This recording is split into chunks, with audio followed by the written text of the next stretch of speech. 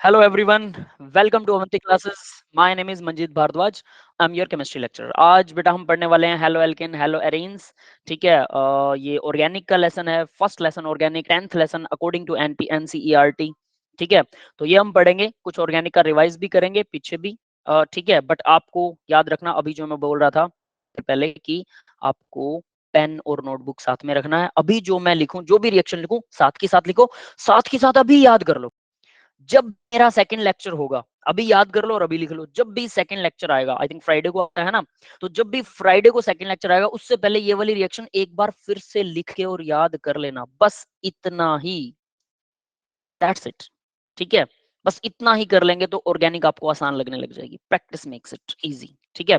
तो चलिए शुरू करते हैं बेटा.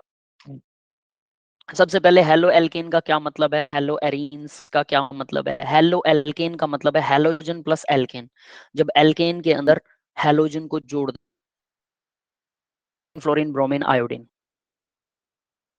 इस चैप्टर में कितनी क्लासेस होंगी बेटा, देखेंगे इस चैप्टर के अंदर कितनी क्लासेस लगा सकते हैं. मैक्सिमम और मिनिमम वो डिपेंड करता है. ठीक है. अगर आप लोग मैकेनिज्म बहुत अच्छे से आसानी से समझने लग गए, रिएक्शंस को अच्छे से याद करने लग गए, ठीक है, तो हम थोड़ा और डिटेलिंग में जा सकते हैं. ठीक है. और अगर आपको कॉमन कॉमन रिएक्शन मैकेनिज्म ही नहीं समझ में आ रहे हैं, ठीक है, तो फिर हम उसको थोड़ा रिड्यूस करने की कोशिश करेंगे कि आपको थोड़ा कम बताया जाए. आप जितना डीप जाएंगे उस हिसाब से एक या दो लेक्चर का हेर फेर हो जाएगा. आई थिंक 6 लेक्चर मेरा अंदाजा है, ये एवरेज है. 6 से ज्यादा हो सकते हैं, 6 से कम भी हो सकते हैं, वो डिपेंड करेगा आप पर. ठीक है. कि आप कहोगे कि सर सर हमें जल्दी करना. हाँ बेटा. सर वैसे हैलो यस मतलब तो प्लीज. सॉल्ट होता है ना, जैसे हम हैलोजेंस पढ़ते हैं.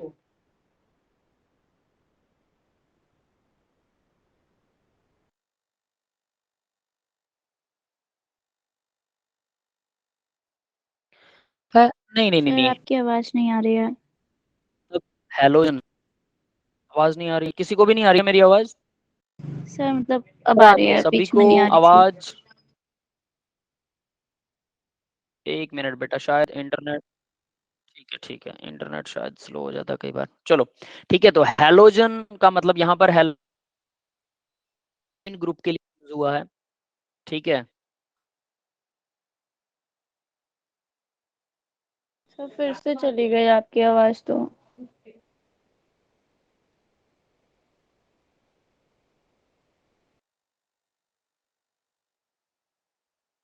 गाइस अभी आवाज आ रही है बेटा सबको?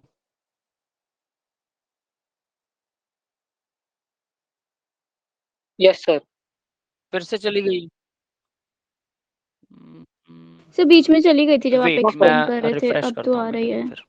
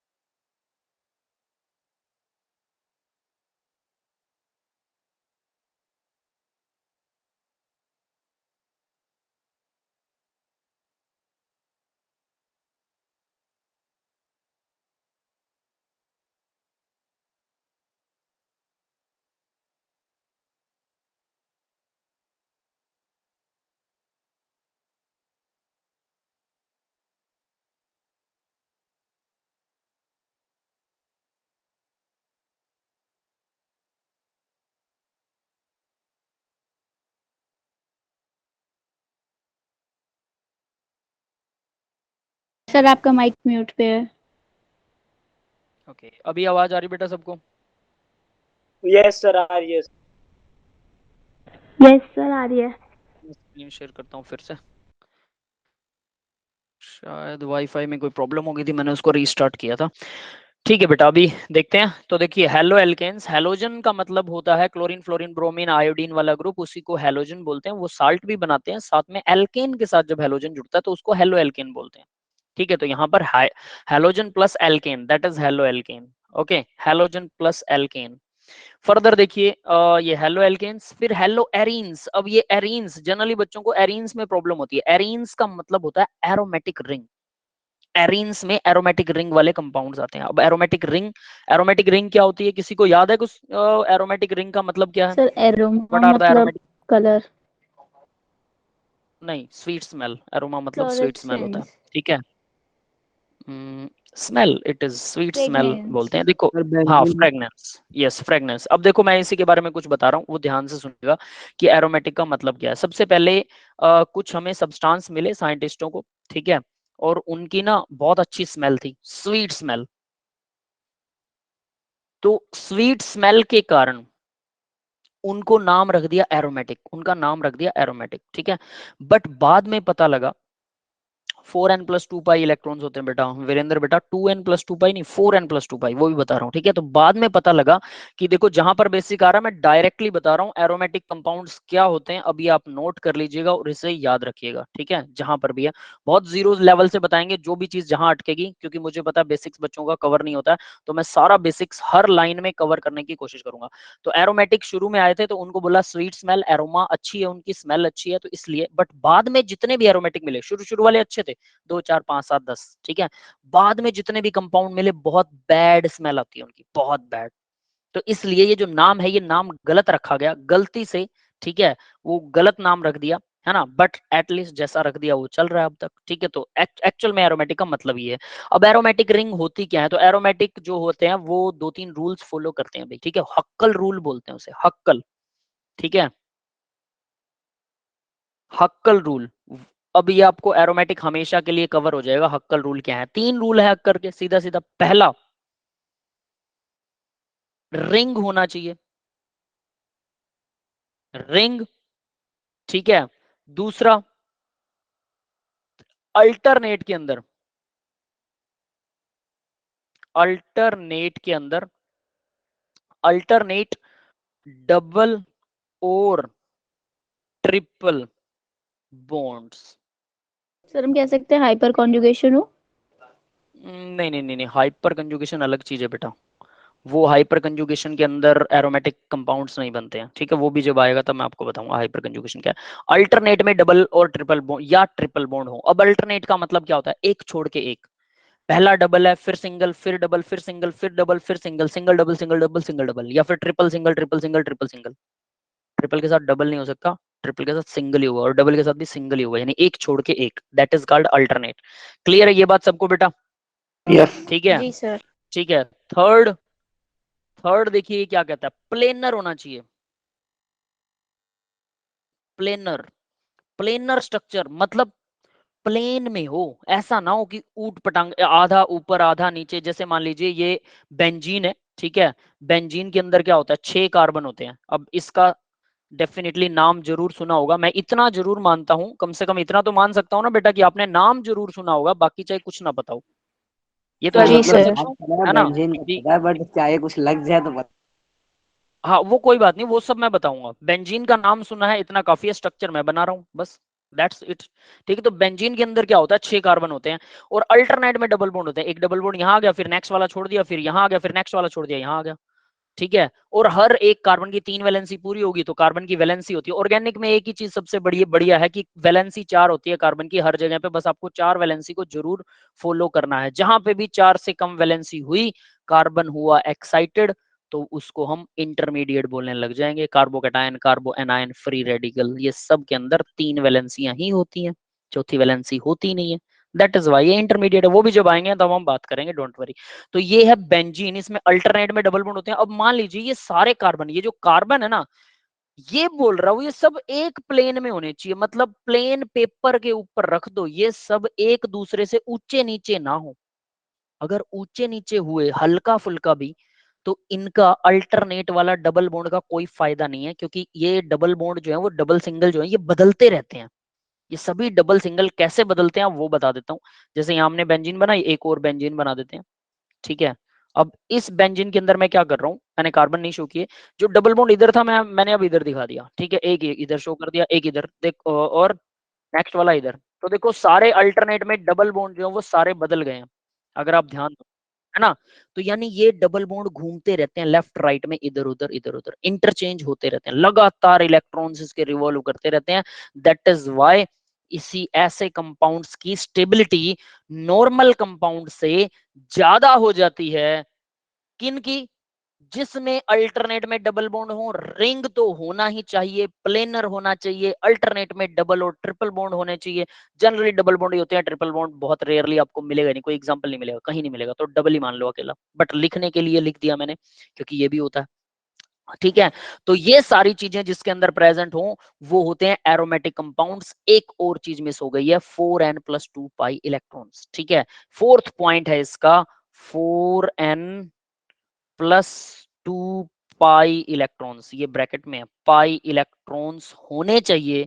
और यहां पर n की वैल्यू जो है वो 0, 1, 2, 3 एंड सो ऑन आनी चाहिए। अब इस बात का क्या मतलब है? पाई इलेक्ट्रॉन्स कौन हो सकते हैं भाई? पाई इलेक्ट्रॉन्स, नेगेटिव आयन भी पाई इलेक्ट्रॉन में कंट्रीब्यूशन कर सकता है, और पाई जो डबल बॉन्ड होते हैं वो सारे पाई इलेक्ट्रॉन होते हैं। तो एक डबल बॉन्ड में देखिए, अब एक और चीज बता देता हूं, बहुत बेसिक है ये। अगर ट्रिपल बॉन्ड है तो एक सिग्मा बॉन्ड पक्का मिलेगा और बाकी दोनों डबल मिलेंगे। अगर डबल है तो एक सिग्मा पक्का मिलेगा, बाकी का दूसरा बॉन्ड पाई बॉन्ड होगा, ठीक है। Double bond pi bond. और अगर सिंगल बॉन्ड है तो वो हमेशा सिग्मा ही रहेगा। यस, ये बात सबको समझ में आई जो अभी अभी मैंने सर एक बताई? डाउट। सर इस हाँ हिसाब बेटा से पूछो। हमारा ये सर रेजोनेटिंग स्ट्रक्चर की स्टेबिलिटी ज्यादा कैसे है नॉर्मल स्ट्रक्चर से? रीजन ज्यादा उसके कैसे? पीछे। ठीक है, उसका रीजन मैं बताता हूँ आपको। देखो, मान लीजिए स्टेबिलिटी हम किस बिहाव पे चेक करते हैं, कि उसको गर्म करते हैं, वो तोड़ के देखते हैं, है ना। जो जल्दी बिल्कुल। टूट गया, जल्दी बॉन्ड टूट गया, वो लेस स्टेबल है, जो बहुत देर में टूटे वो मोर स्टेबल है। तो मान के चलिए आप डबल बॉन्ड को तोड़ रहे हो, ठीक है। तो ये बिल्कुल वैसा ही है कि डबल बॉन्ड वहां से थोड़ी सी एनर्जी मिलती है, डबल बॉन्ड वहां से खिसक लेगा, वो सिंगल वाली जगह पर आ जाएगा। अब वहां पर जब एनर्जी देने वाले गिर लगे तो वो और खिसक लेगा। इसको ऐसे लगाओ कि आप गरम तवे पर अपना फिंगर टच कर रहे हो, गरम तवे पर, ठीक है, जो हम सब्जी और रोटी बनाते हैं जहां पर।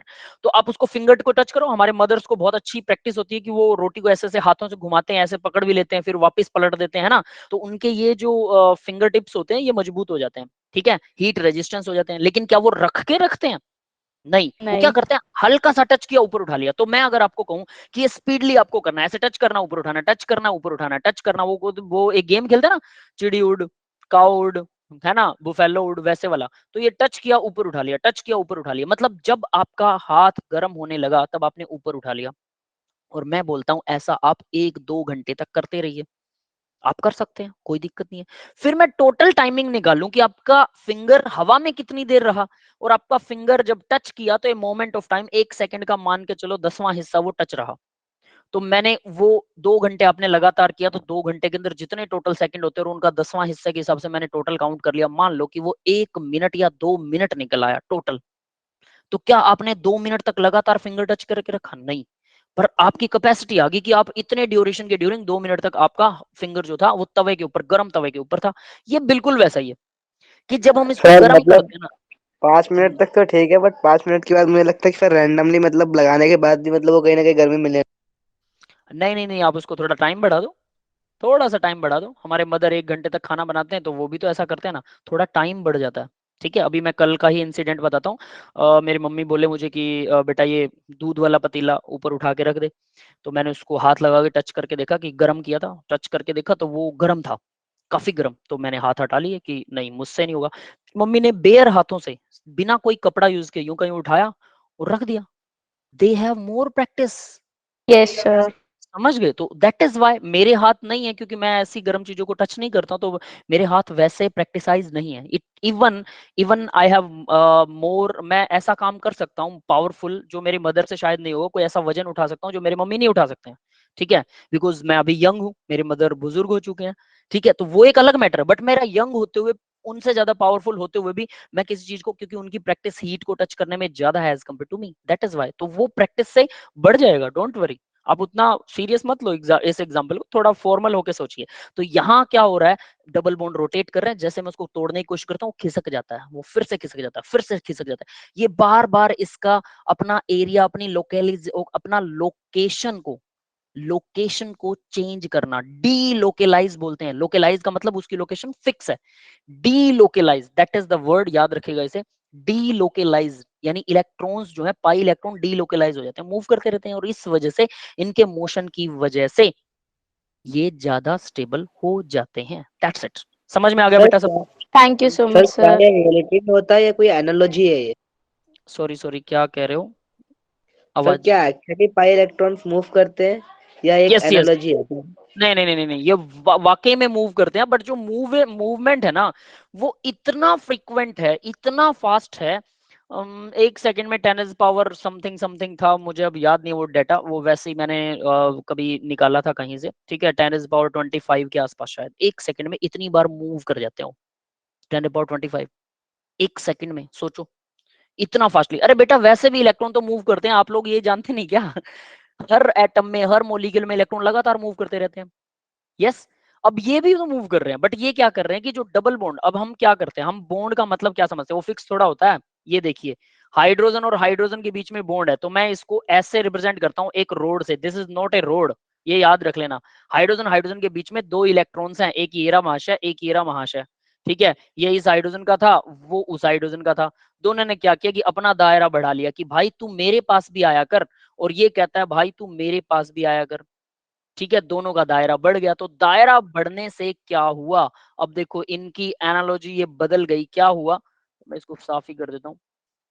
दायरा बढ़ने से क्या हुआ कि सिंपली ये हाइड्रोजन, ये इलेक्ट्रॉन ऐसे घूम रहा है, अब ऐसे ऐसे ये मैंने बना दिया ये इलेक्ट्रॉन क्लाउड। इसका मतलब पता क्या, ये जो दूसरा हाइड्रोजन है, ये इस हाइड्रोजन के पास लंबाई में इसका इलेक्ट्रॉन क्लाउड बन गया कुछ ऐसा, और ये यहाँ, ये दोनों electron, this one and this one, ये दोनों इलेक्ट्रॉन्स जो हैं, ये ऐसे ऐसे यहाँ बहुत ज्यादा घूम रहे हैं, यहाँ घूम रहे हैं, लेकिन वो ऐसे करके ऐसे घूम रहे हैं, समझ रहे हो? यानी इसको क्या क्या कह सकते हैं, जैसे प्लेनेटरी मोशन होता है ना, साइंटिस्ट फिजिक्स के अंदर ऐसा करते हैं कि ये हमारी अर्थ है, ठीक है, और उनको मान लो मंगलयान पे जब उसको भेजना था, आप लोगों ने अगर वो वीडियो वगैरह देखे तो मंगलयान पे जब हमारा वो गया था, रोबोट गया था, तो वो कैसे गया था पता है? तो उसकी स्पीड बढ़ाते हैं वो लोग, कैसे बढ़ाते हैं, इसको ऐसे करके ऐसे ऐसे ऐसे घूम रहा है, फिर वो ऐसे घूम रहा है, फिर वो नेक्स्ट टाइम ऐसे घूम रहा है, दायरा बढ़ा दिया, ऐसे घूम रहा है, अर्थ के बिल्कुल पास आएगा वो, और फिर एकदम से दूर चला जाएगा, फिर पास आएगा, फिर एकदम से दूर चला जाएगा। ये बात समझ में आ रही है सबको? इस तरह से प्लेनेटरी मोशन को बढ़ाया जाता है, क्योंकि अर्थ की ग्रेविटी में आता है और एकदम से फिर वो निकल जाता है, फिर ग्रेविटी में आता है एकदम से निकल जाता है, और इस तरह से उसकी स्पीड बढ़ाई जाती है। मंगलयान की स्पीड भी ऐसी बढ़ाई थी, ठीक है। तो यहां भी ऐसा ही होता है कि वो हाइड्रोजन के पास रहता तो है, यहां आप देखिएगा वो हाइड्रोजन के पास रहता तो है, लेकिन थोड़े से टाइम, मोमेंट ऑफ टाइम के लिए आएगा। यहां पर ये इस तरह से शो कर रहे हैं ना, तो ये वाले इलेक्ट्रॉन मोमेंट ऑफ टाइम के लिए इधर आएंगे। अगर मैं ये न्यूक्लियस बना दूं, ये बड़े वाले न्यूक्लियस, ये हाइड्रोजन के न्यूक्लियस है, और तो यहाँ इलेक्ट्रॉन ऐसे करके ऐसे आ रहा है, ऐसे ऐसे आ रहा है। तो इलेक्ट्रॉन ज्यादातर टाइम कभी कभी इधर भी आ रहा है, कभी कभी बिल्कुल पास से भी घूम रहा है, और कभी कभी वापस इधर से आ रहा है। तो ये पूरा एरिया जो है, यहाँ पर इलेक्ट्रॉन आएगा, पक्के तौर पर आएगा। इसलिए हम ऐसा बना देते हैं इसे कि हाइड्रोजन दोनों न्यूक्लियस के बीच में इलेक्ट्रॉन्स यहाँ सबसे ज्यादा घूम रहे हैं, लेकिन वो यहाँ पर भी आते हैं।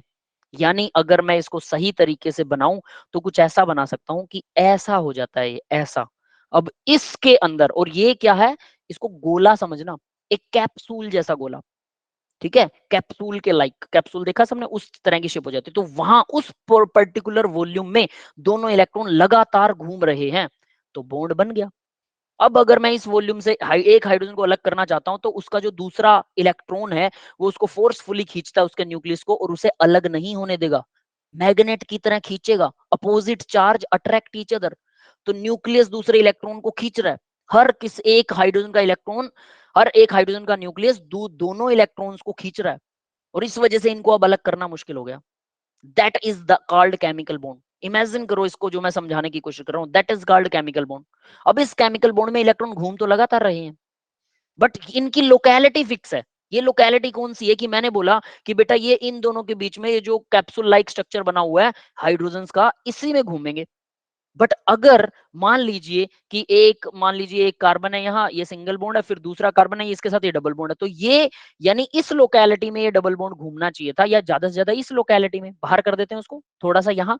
बट ये वाला जो डबल बॉन्ड है ये यहाँ की बजाय यहाँ भी घूमने लग गया थोड़ी देर बाद, लोकेलिटी बदल ली इसने। यही है रेजोनेंस, लोकेलिटी बदल लेता है, यानी कि वो मोमेंट ऑफ टाइम में इधर से उधर बार बार घूमता रहता है। तो ये बिल्कुल सही है, ये एनालॉगी नहीं है, ये लगातार घूमते हैं, लेकिन इतना स्पीडली घूमते हैं कि मैं अगर यहाँ बेंजीन में एक जगह पे दिखा रहा हूँ कार्बन कार्बन में डबल बॉन्ड है, तो वो सच नहीं है। बेंजीन में कार्बन कार्बन पे डबल बॉन्ड सच नहीं है कि वो वही है ना बेटा।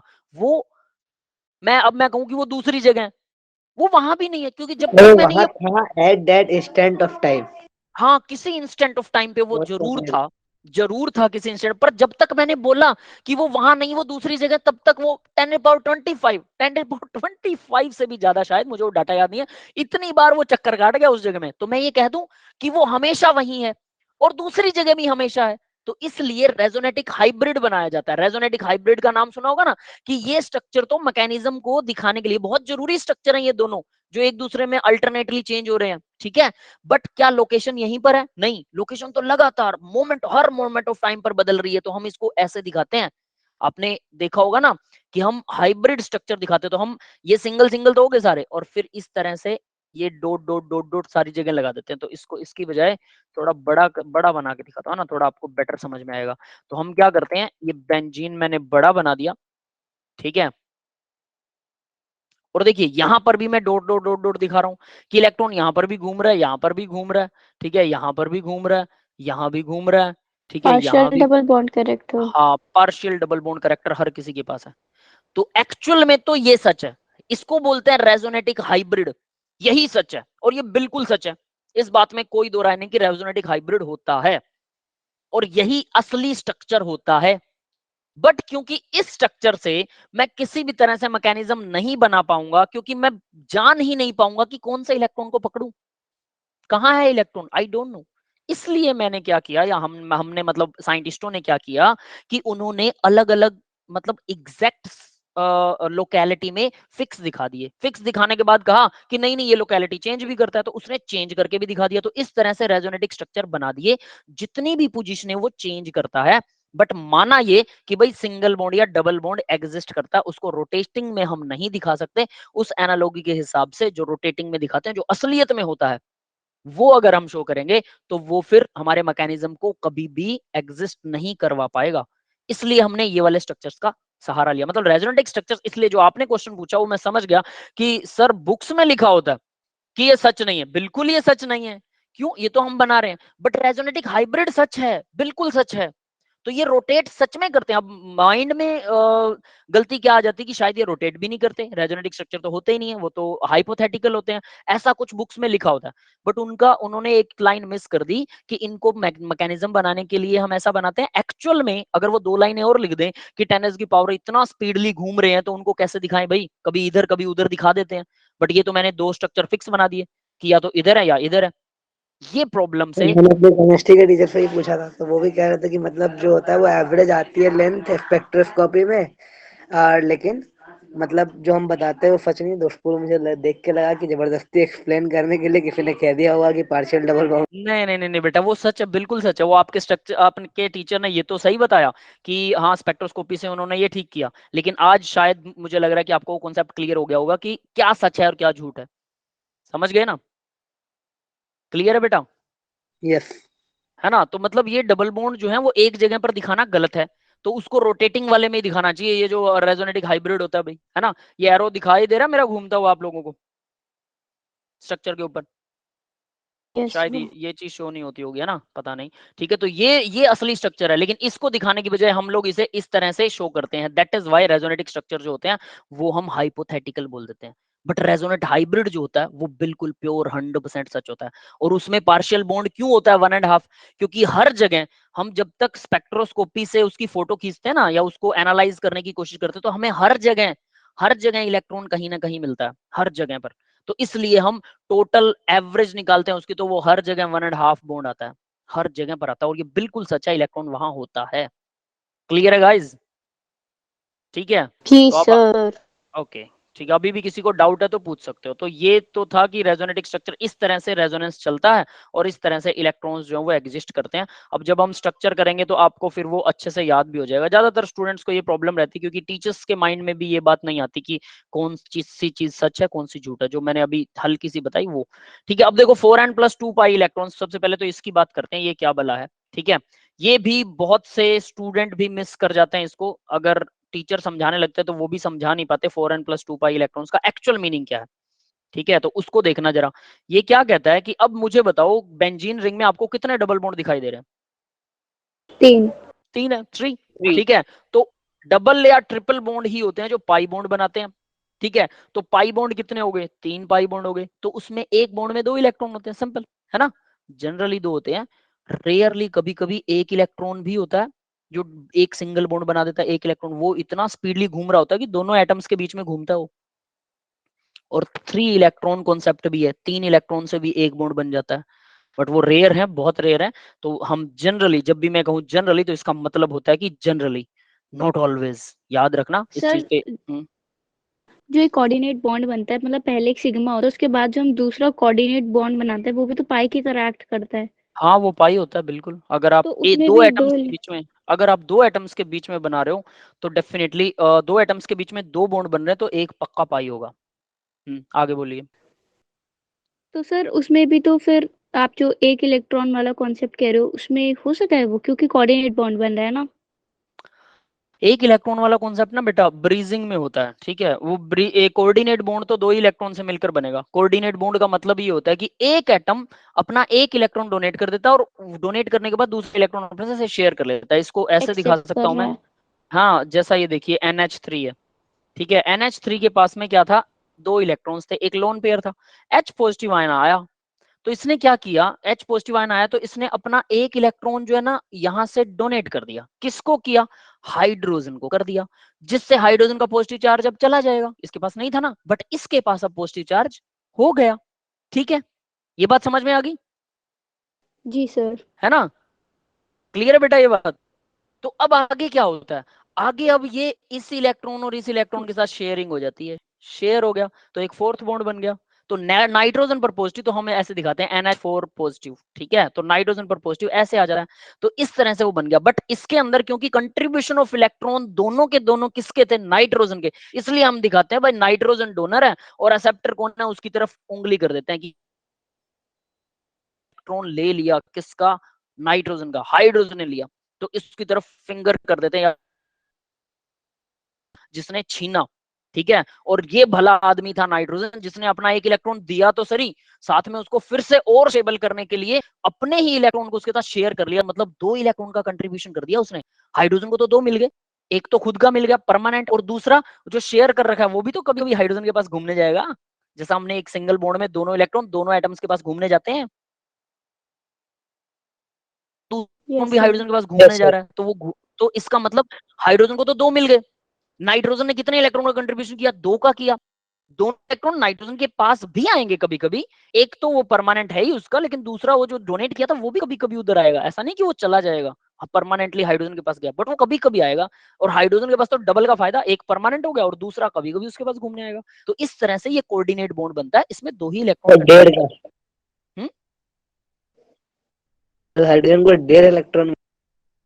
अब 1.5 कह सकते हो, हाँ वैसा कंट्रीब्यूशन, वैसा मान सकते हो, वो आपकी थिंकिंग है। बट हम कह सकते हैं कि दोनों मिल गए उसे 2, इसलिए वो लिखते हैं 2 कि कोऑर्डिनेट बॉन्ड में कंट्रीब्यूशन कितने इलेक्ट्रॉन का होता है? 2 इलेक्ट्रॉन्स का कंट्रीब्यूशन होता है ना। तो वो भी एक लिखने का तरीका, बट आपको सोचने की बात है कि एक उसको परमानेंट मिला, एक उसने आधा शेयर कर लिया उसके साथ, एक है ना। तो ऐसे करके अंदर की बात पता हो तो बाहर कुछ भी बोल रहे हो आपको समझ आएगा, सीधी और साफ। तो एक एक इलेक्ट्रॉन का हिसाब करेंगे हम जब भी मैकेनिज्म लिखेंगे, और बड़े आसानी से आपको आएगा। बट अपनी नोटबुक और पेन साथ में रखिएगा बेटा, जैसे ही मैं बना रहा हूँ वैसे ही आप भी लिखिएगा। ठीक है, कोई लाइन अगर आपको लगता है कि मैं ओरल बोल रहा हूँ तो आप अपने उसमें वहां पे नोटबुक पे लिख सकते हैं कि ये मेरे लिए इंपॉर्टेंट है, शायद सर को इंपॉर्टेंट ना लगी हो, है ना। तो वैसा करके ठीक है। तो ये चीज समझ में आ गई। तो ये होता है कोऑर्डिनेट बॉन्ड, लेकिन कोऑर्डिनेट बॉन्ड की हम बात नहीं कर रहे हैं। ठीक है, अभी उसको नहीं ले रहे हैं। तो हाई ये जो बेंजीन था इसके अंदर अब आपको पता लग गया 3 पाई इलेक्ट्रॉन्स है। ठीक है, 3 पाई बॉन्ड्स हैं, इलेक्ट्रॉन्स नहीं। ठीक है, बॉन्ड्स, 3 पाई बॉन्ड्स हैं। तो एक बॉन्ड के अंदर 2 इलेक्ट्रॉन होते हैं जनरली, तो टोटल हो गए 6 पाई इलेक्ट्रॉन्स। ये बात सबको समझ में आ गई बेटा? 6 पाई इलेक्ट्रॉन्स होते हैं बेंजीन के पास, ठीक है, सिंपल है, लेकिन हमने इसको थोड़ा एक्सप्लोर कर दिया। अब आगे देखिए उसने क्या कहा, वो ये जो फॉर्मूला बता ना 4n + 2 पाई, तो ये बोलता है 4n + 2 equal to pi electrons, equal to pi electrons. बस ये चीज मिस हो जाती है और इसी वजह से बहुत से बच्चे इसको मिस कर जाते हैं कि ये समझ में ही नहीं आता यहाँ पर। तो मैं यहाँ भी इसको दोबारा से लिख रहा हूँ, देख लेना, इक्वल टू पाई इलेक्ट्रॉन्स। जब 4n + 2 पाई, 4n + 2 को इक्वल टू पाई इलेक्ट्रॉन्स किया जाता है, तब जो n की वैल्यू आती है, अब इसमें n निकाल सकते हो आप, इक्वल टू पाई इलेक्ट्रॉन मतलब इक्वल टू 6 कर दूं, है ना? तो यहां पर इक्वल टू, अब यहां 6 आ जाएगा, सिंपल, ठीक है। तो ये आ गया 6। अब आप इसमें n की वैल्यू निकालिए, क्या निकलेगी n की वैल्यू? ये 2 इधर चला जाएगा, 4/4 1, ठीक है, n की वैल्यू निकली 1। तो अगर n की वैल्यू 0 1 2 3 4 5 6 7 8 होल नंबर निकले तो वो एरोमेटिक है। लेकिन सिर्फ इतने से नहीं, ऊपर वाली कंडीशनें भी फॉलो होनी चाहिए, रिंग होना चाहिए, अल्टरनेट में डबल बॉन्ड होना चाहिए, प्लेनर होना चाहिए, सारे कार्बन एक प्लेन में हो, कोई ऊपर नीचे ना हो। क्यों? क्योंकि जब वो प्लेन के अंदर सारे इलेक्ट्रॉन आसानी से घूम सकते हैं। अगर कोई ऊपर इलेक्ट्रॉन हो गया और फिर वापस उसको नीचे आना पड़ रहा है तो वो थोड़ा गड़बड़ हो जाता है, उसका पाथ बदल जाता है और उसकी वजह से वो सही तरह से अल्टरनेट में इलेक्ट्रॉन्स को नहीं रिवॉल्व कर पाएगा। तो जितनी एनर्जी उसको कम करनी थी वो उतनी कम नहीं हो पाएगी। इसको ऐसा समझ लो कि जब हम बेंजीन को गर्म करेंगे तो इलेक्ट्रॉन्स की मोशन बढ़ जाएगी रिंग में ही, बट बॉन्ड पर फर्क नहीं पड़ेगा, रिंग टूटेगी नहीं, extra stability it will gain, that's it. यही वजह है कि एरोमेटिक कंपाउंड स्टेबल होते हैं और ये तीनों हक्कल रूल जो फॉलो करता है वो एरोमेटिक कंपाउंड होते हैं। एरोमेटिक कंपाउंड क्लियर हो गया बेटा सबको? अब यस सर। बस ये हक्कल रूल याद कर लेना, बस सीधी सी बात, ये एन की वैल्यू जो भी है तो इक्वल टू पाई इलेक्ट्रॉन्स, कोई भी चीज हो ऐसी एरोमेटिक, सिंपल। तो एरोमेटिक, एरीन्स का मतलब है aromatic ring. Generally aromatic ring को बेंजीन ही दिखाते हैं सभी, मैंने भी वही दिखाया है। और इस वजह से बच्चों के दिमाग में फितूर बैठ जाता है कि भाई एरीन का मतलब बेंजीन ही होता है, एरीन का मतलब बेंजीन नहीं होता, बेंजीन भी होता है, बेंजीन ही नहीं होता। बेंजीन के अलावा भी जितने भी एरोमेटिक कंपाउंड्स हैं वो सब भी एरीन के अंडर आते हैं, दैट्स इट। ये बात क्लियर है सबको? जी सर। स्मेल होती है ना, क्या बेटा? सबकी स्मेल होती है ना जितने भी एरोमेटिक कंपाउंड। हाँ स्मेल होती है, लेकिन पहले हम मानते थे एरोमा अच्छी होती है, लेकिन अभी जो है वो बहुत गंदी स्मेल होती है। पायरिडाइन जो है ना, पायरिडाइन, पिरिडीन बोलते हैं कई लोग उसे, PRI। अरे अच्छी या बुरी तो मतलब वो इंसान पे है, बट स्मेल हो गई बात खत्म। हाँ वो पायरिडीन जो, वो बहुत गंदी स्मेल होती है। अगर आप उसको ना किसी की ड्रेस पर लगा दो हल्का सा, ठीक है, टॉवल पे लगा दो, 4 बार धो लेना उसको टॉवल को, तब भी जब उसको पास ले जाके स्मेल करोगे बहुत गंदी स्मेल आएगी, उसकी स्मेल नहीं जाती धोने से भी इवन, ठीक है। यस, ठीक है, तो आगे बढ़ते हैं बेटा। अब देखिए, hello arenes, halogen plus arene, arene का मतलब एरोमेटिक रिंग होती है। एरोमेटिक रिंग का मतलब सिर्फ बेंजीन नहीं होता, बेंजीन के अलावा भी बहुत सारी एरोमेटिक रिंग्स हैं।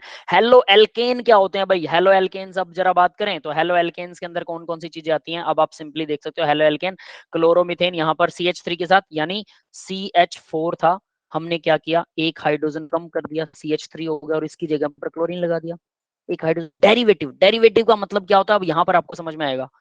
Hydrocarbon and their derivative is called organic chemistry. Organic chemistry की डेफिनेशन दे रहा हूँ, hydrocarbon and their derivative. Hydrocarbon होता है कार्बन और हाइड्रोजन की लंबी चेन, किसी भी तरह की रिंग हो सकती है, कुछ भी हो सकता है, ठीक है, स्ट्रेट चेन हो सकती है, ब्रांच चेन हो सकती है, वो सब हाइड्रोकार्बन है।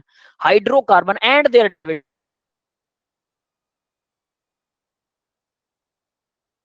और उनसे मिलकर बनने वाले कंपाउंड, और उस डेरिवेटिव के अंदर कौन कौन सी हो सकती है, ऑक्सीजन, ये सब होते हैं, मेटल हो सकती है, नॉर्मल हो सकती है, कुछ भी हाइड्रोकार्बन का कुछ भी हाइड्रोजन को हटा के वो चीज जोड़ोगे तो वो उनके डेरिवेटिव बन गए, उनसे मिलकर बनने वाली चीजें, उन सब की स्टडी को बोलते हैं ऑर्गेनिक केमिस्ट्री। अगर बेटा को ऑर्गेनिक केमिस्ट्री की सर डेफिनेशन, आपकी वॉइस ब्रेक हो रही है। ऑर्गेनिक केमिस्ट्री फिर से कोई वॉइस, सर बीच में हो रही थी, मतलब बीच में होती है किसी फिर को ठीक आ हो रही है जाती आवाज? है। सर अब आ रही। Yes sir.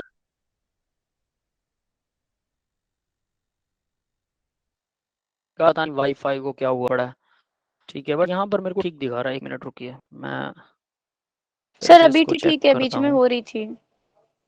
ठीक है, चलो ठीक है फिर then, okay okay, thank you. तो यहाँ देखिए हेलो एल्केन्स, तो हम हेलो एल्केन्स के अंदर क्या हैलोजन लगा दो एल्केन के साथ, तो एल्केन क्या होता है CH4 एल्केन। ठीक है, तो अब एक चीज याद रख लेना, एल्केन के बारे में सिंपल फॉर्मूला लिख रहा हूँ भाई एल्केन का। CnH2n।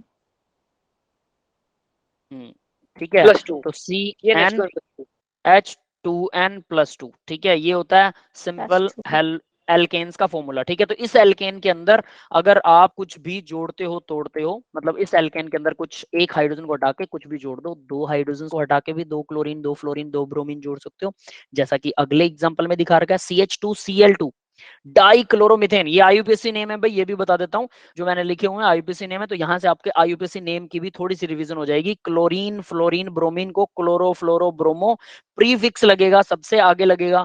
ठीक है, एक कार्बन की चेन है तो मिथेन आ गया, दो कार्बन की चेन हो तो इथेन आएगा। ठीक है, इथेन मिथेन ये एल्केन्स होते हैं, that's it, nothing special in it. ठीक है, तो हेलो एल्कीन, हेलो एल्कीन में क्या आएगा, अब ये जो एग्जांपल लिख रखा है क्लोरो इथीन का लिख रखा है।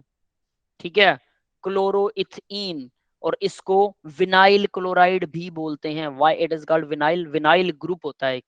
किसी को पता है विनाइल ग्रुप के बारे में? यहाँ पे मैं नो विनाइल सर। जी ग्रुप सर। CH2, सर हमारा हेलोजन लगाओ है, उसका डबल बॉन्ड लगाओ तो हमारा हाँ विनाइल है। यस यस, देखिए CH2CH, इसके साथ एक वैलेंसी खाली है, ये है vinyl, NYL, vinyl group. Sir मतलब एक डबल बॉन्ड हो और एक वैलेंसी खाली हो। हाँ देखो, जिस जिस जहाँ वैलेंसी कार्बन खाली के साथ वो वैलेंसी खाली है, हाँ बेटा जतिन सही बोल रहा है, जिस कार्बन के साथ वैलेंसी खाली है, जिस कार्बन की वैलेंसी खाली है उसी कार्बन पर डबल बॉन्ड लगा हो, जिस कार्बन की वैलेंसी खाली है उसी कार्बन पर डबल बॉन्ड हो, उसको बोलते हैं विनाइल। Got this? सबको समझ में आ गया विनाइल ग्रुप? जी सर। ये याद रखिएगा, बेसिक्स में आएगा, जो भी कुछ लिख रखा है तो आपका बेसिक्स भी यहाँ से कवर होगा, तो इसको लिख लिख के याद रखना है कि विनाइल ग्रुप क्या होता है। अब आप याद रख लेना, डबल बॉन्ड वाले कार्बन के ऊपर एक वैलेंसी खाली है, जिस कार्बन पर डबल बॉन्ड है उसी पर एक वैलेंसी खाली है, दैट इज विनाइल ग्रुप। ठीक है, आगे बढ़ते हैं, एक और ग्रुप होता है, ये तो वो स्लाइड आ गई। ठीक है, एक और ग्रुप है एलाइल ग्रुप। एलाइल ग्रुप क्या होता है भाई, एलाइल ब्रोमाइड आ गया अब हमारे पास। ठीक है, ब्रोमाइड लिखा है मैंने और ऊपर लगा रखा है क्लोरीन, गड़बड़ कर रखी है। ठीक है, ये तो मिटेगा नहीं यहाँ से, तो ये ब्रोमाइड की जगह पर सर आप उसके ऊपर ब्लैक पेन चला लीजिए ना। ब्लैक पेन है नहीं बेटा मेरे पास, मैं ग्रीन ही नहीं नहीं नहीं, चलाऊंगा। कलर वाले में से। हाँ उस वो नहीं है मेरे पास, इसमें ना ओपन बोर्ड वाले सॉफ्टवेयर में नहीं होता। ठीक है, हम इसको ब्रोमीन बना देते हैं सीधा। ठीक है, ये एक्चुअल में मैंने कहीं और पे इस स्लाइड को तैयार किया था, और फिर यहाँ कंप्यूटर लैपटॉप के ऊपर मैं इसको यूज कर रहा हूँ, पहले कहीं और यूज करने का वैसे मूड। कलर का ऑप्शन है उधर साइड में, यहाँ पे दिख रहा हाँ कलर का ऑप्शन है बेटा, लेकिन मैं बताता हूँ आपको, देखो ये जो है ये येलो कलर है, ग्रीन है, ब्लू है, रेड है, व्हाइट है, दैट्स इट। ब्लैक कलर नहीं है, ब्लैक कलर है ही नहीं बेटा इसमें। एलाइल ठीक है, ग्रुप बता दीजिए। हाँ तो देखिए, अब एलाइल ग्रुप क्या होता है, कार्बन कार्बन में जहां पर डबल बॉन्ड है, तो ये CH2 हो गया और इसकी वैलेंसी है ये CH बनेगा, तीन और एक चार, चार वैलेंसी पूरी करनी, बस ये ध्यान रखिए। उससे जिस जिस कार्बन और कार्बन के बीच में डबल बॉन्ड है, उनके एडजेसेंट वाले कार्बन पर, इस तरफ हो सकता है या दूसरी तरफ भी हो सकता है ना, दोनों में से किसी भी साइड हो, लेकिन डबल बॉन्ड से नेक्स्ट कार्बन पर अगर वैलेंसी खाली हो, ठीक है, तो यहां पर मैं इसको लिखूंगा CH2, और इसके ऊपर वैलेंसी खाली है, डबल बॉन्ड से नेक्स्ट कार्बन के ऊपर अगर वैलेंसी खाली हो, दैट इज कोल्ड, तो इसको हम बोलते हैं allyl group.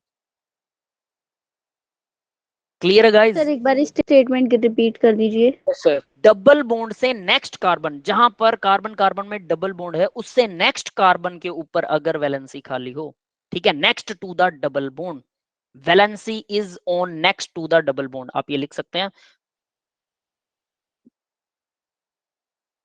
Valency next to the double bonded carbon. ठीक है, ये डेफिनेशन आप लिख सकते हैं, valency next to the double bonded carbon.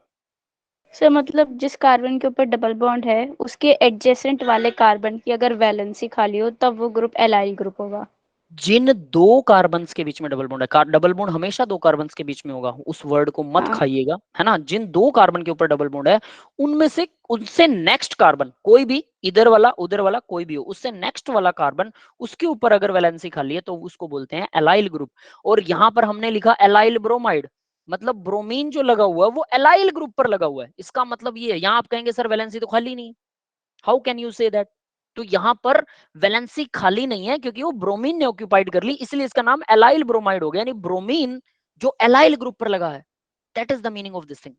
Clear है बेटा? जी सर, वो तो अल्कोहल भी सकता था, हाँ कुछ भी हो सकता है, यस, एनीथिंग कुछ भी एल्स। होता है। हाँ वो कुछ भी हो सकता है, बट इस केस में वो ब्रोमीन है, ठीक है। तो अब यहां पर देखिए इसका आईयूपीएसी नेम क्या होगा भाई? तो 1 2 3 तीन कार्बन है, 1 2 3, ठीक है। तो तीन कार्बन 1 है, ब्रोम।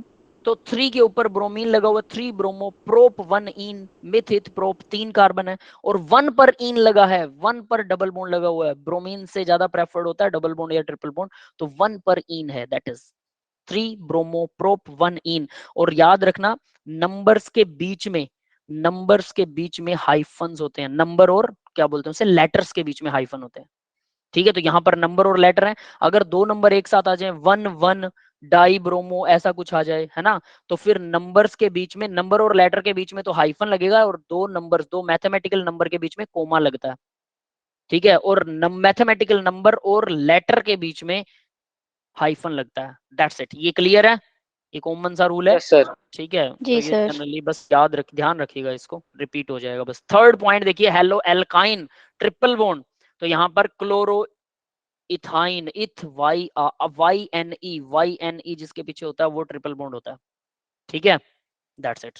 तो ये चीजें आपको डेफिनेटली मेरे हिसाब से आती भी होंगी काफी कुछ, बट मैं अपनी तरफ से कोशिश कर रहा हूँ कि थोड़ा बहुत कुछ रिवाइज कर लें ताकि आपके माइंड में फिर से आ जाए, दैट्स इट, ठीक है बेटा। आगे बढ़े, बिल्कुल सर। चलिए नेक्स्ट देखते हैं, तो आपने एरोमेटिक थर्ड ग्रुप बताया कोई? क्या बेटा? फिर आपने फर्स्ट विनाइल वाला बताया था, सेकंड कुछ एलाइल वाला, एंड थर्ड आपने क्या बताया अचानक? Hello alkyl, alkyne sorry. Alkyne that is triple bond बेटा, कार्बन कार्बन के बीच में ट्रिपल बॉन्ड होता है, हेलो एल्काइन। एल्काइंस ओके के ओके साथ में ओके। ट्रिपल बॉन्ड लगा, ठीक, ठीक है, दैट इज ओके। अब आगे बढ़ते हैं, एरोमेटिक हैलोजन कंपाउंड। तो एरोमेटिक हैलोजन कंपाउंड्स अब कौन से होते हैं? अभी अब अभी तक तो हम नॉर्मल एल्केन वाले कर रहे थे, अब एरोमेटिक कर रहे हैं। तो एरोमेटिक के अंदर सबसे पहले न्यूक्लियर हैलोजन डेरिवेटिव, ठीक है। न्यूक्लियर हैलोजन डेरिवेटिव, न्यूक्लियर का मतलब क्या होता है? एरोमेटिक के जस्ट ऊपर कोई चीज लग जाए तो न्यूक्लियर बोलते हैं उसको, कि वो न्यूक्लियस, न्यूक्लियस क्या है हमारा? एरोमेटिक कंपाउंड है। और उसके जस्ट ऊपर कोई ग्रुप लग जाए तो उसको न्यूक्लियर डेरिवेटिव बोलेंगे, और हैलोजन लगा है तो न्यूक्लियर हैलोजन डेरिवेटिव बोलेंगे। ये बात समझ में आ गई? When halogen directly attached to the aromatic ring, also called aryl halides, also called aryl halides, halides की स्पेलिंग गलत लिखी है मैंने, है ना, halides, es आएगा, halides। सर एराइल ग्रुप कौन सा होता है? एराइल मतलब बेटा एरोमेटिक कंपाउंड, बताया था ना, अच्छा ओके, एरोमेटिक को ही हाँ हाँ एराइल हाँ। बोलते हैं। Aromatic not only just benzene, और भी जितने भी एरोमेटिक हैं, पाइरिडाइन एरोमेटिक है, तो वो थायोल एरोमेटिक है, तो ये जो चीजें जितनी भी होती हैं वो सब के सब एराइल मतलब एरोमेटिक, दैट्स इट, ठीक है। मैंने ब्रैकेट के अंदर लिख भी रखा है कि एराइल मतलब एरोमेटिक है। ये देखिए, ये सर रहा आपने एरीन एरीन्स, बताया था। हाँ ये रहा एरीन्स, एरीन से एराइल बन गया वो, ठीक है। एराइन से उसका डेरिवेटिव होगा एराइल, दैट इज, ठीक है। जब वो ग्रुप की तरह काम करेगा ना बेटा तो उसको एराइल बोलेंगे, ठीक है। वाई एल देखो, एराइल वाई एल, ठीक है। मिथाइल, इथाइल, बेंजाइल, तो वैसे वाई एल, ठीक है। तो एराइल मतलब एरीन से ही डेरिवेटिव हुआ, ठीक है।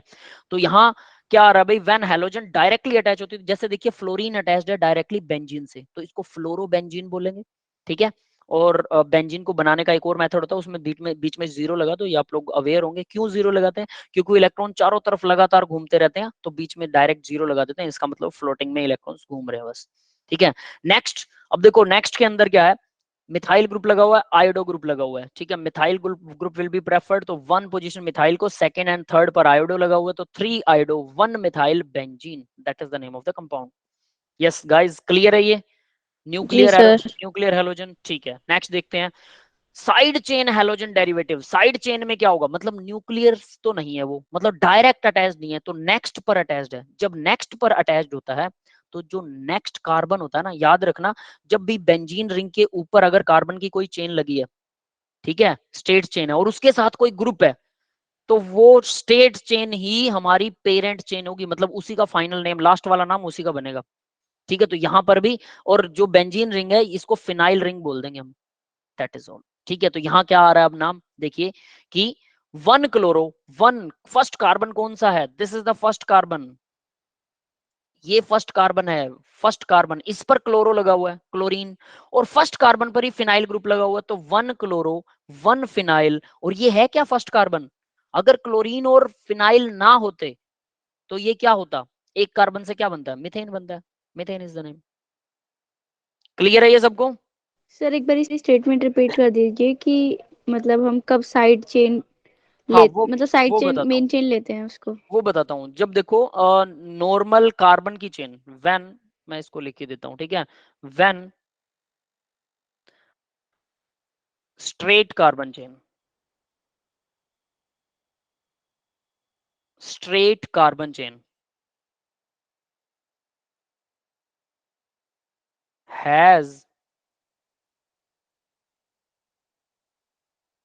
has any group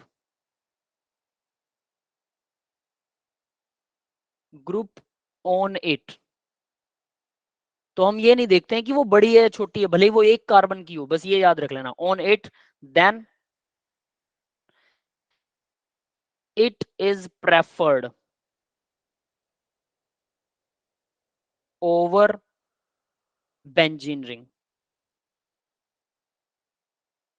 generally benzene इतना ज्यादा दिमाग में हमारे होता है कि हमें लगता है कि बेंजीन को तो प्रेफरेंस देना मतलब सरकारी आदेश है, ये तो सरकार ने बोल दिया कि इसको बेंजीन को प्रेफरेंस दो, लेकिन बेंजीन जितना हम पढ़ते हैं ना, उतना ही बेंजीन की जो बेंजीन के डेरिवेटिव्स है, बेंजीन की वैल्यू उसमें उतनी कम है, ये हमेशा प्रीफिक्स में रहती है ज्यादातर केसेस में।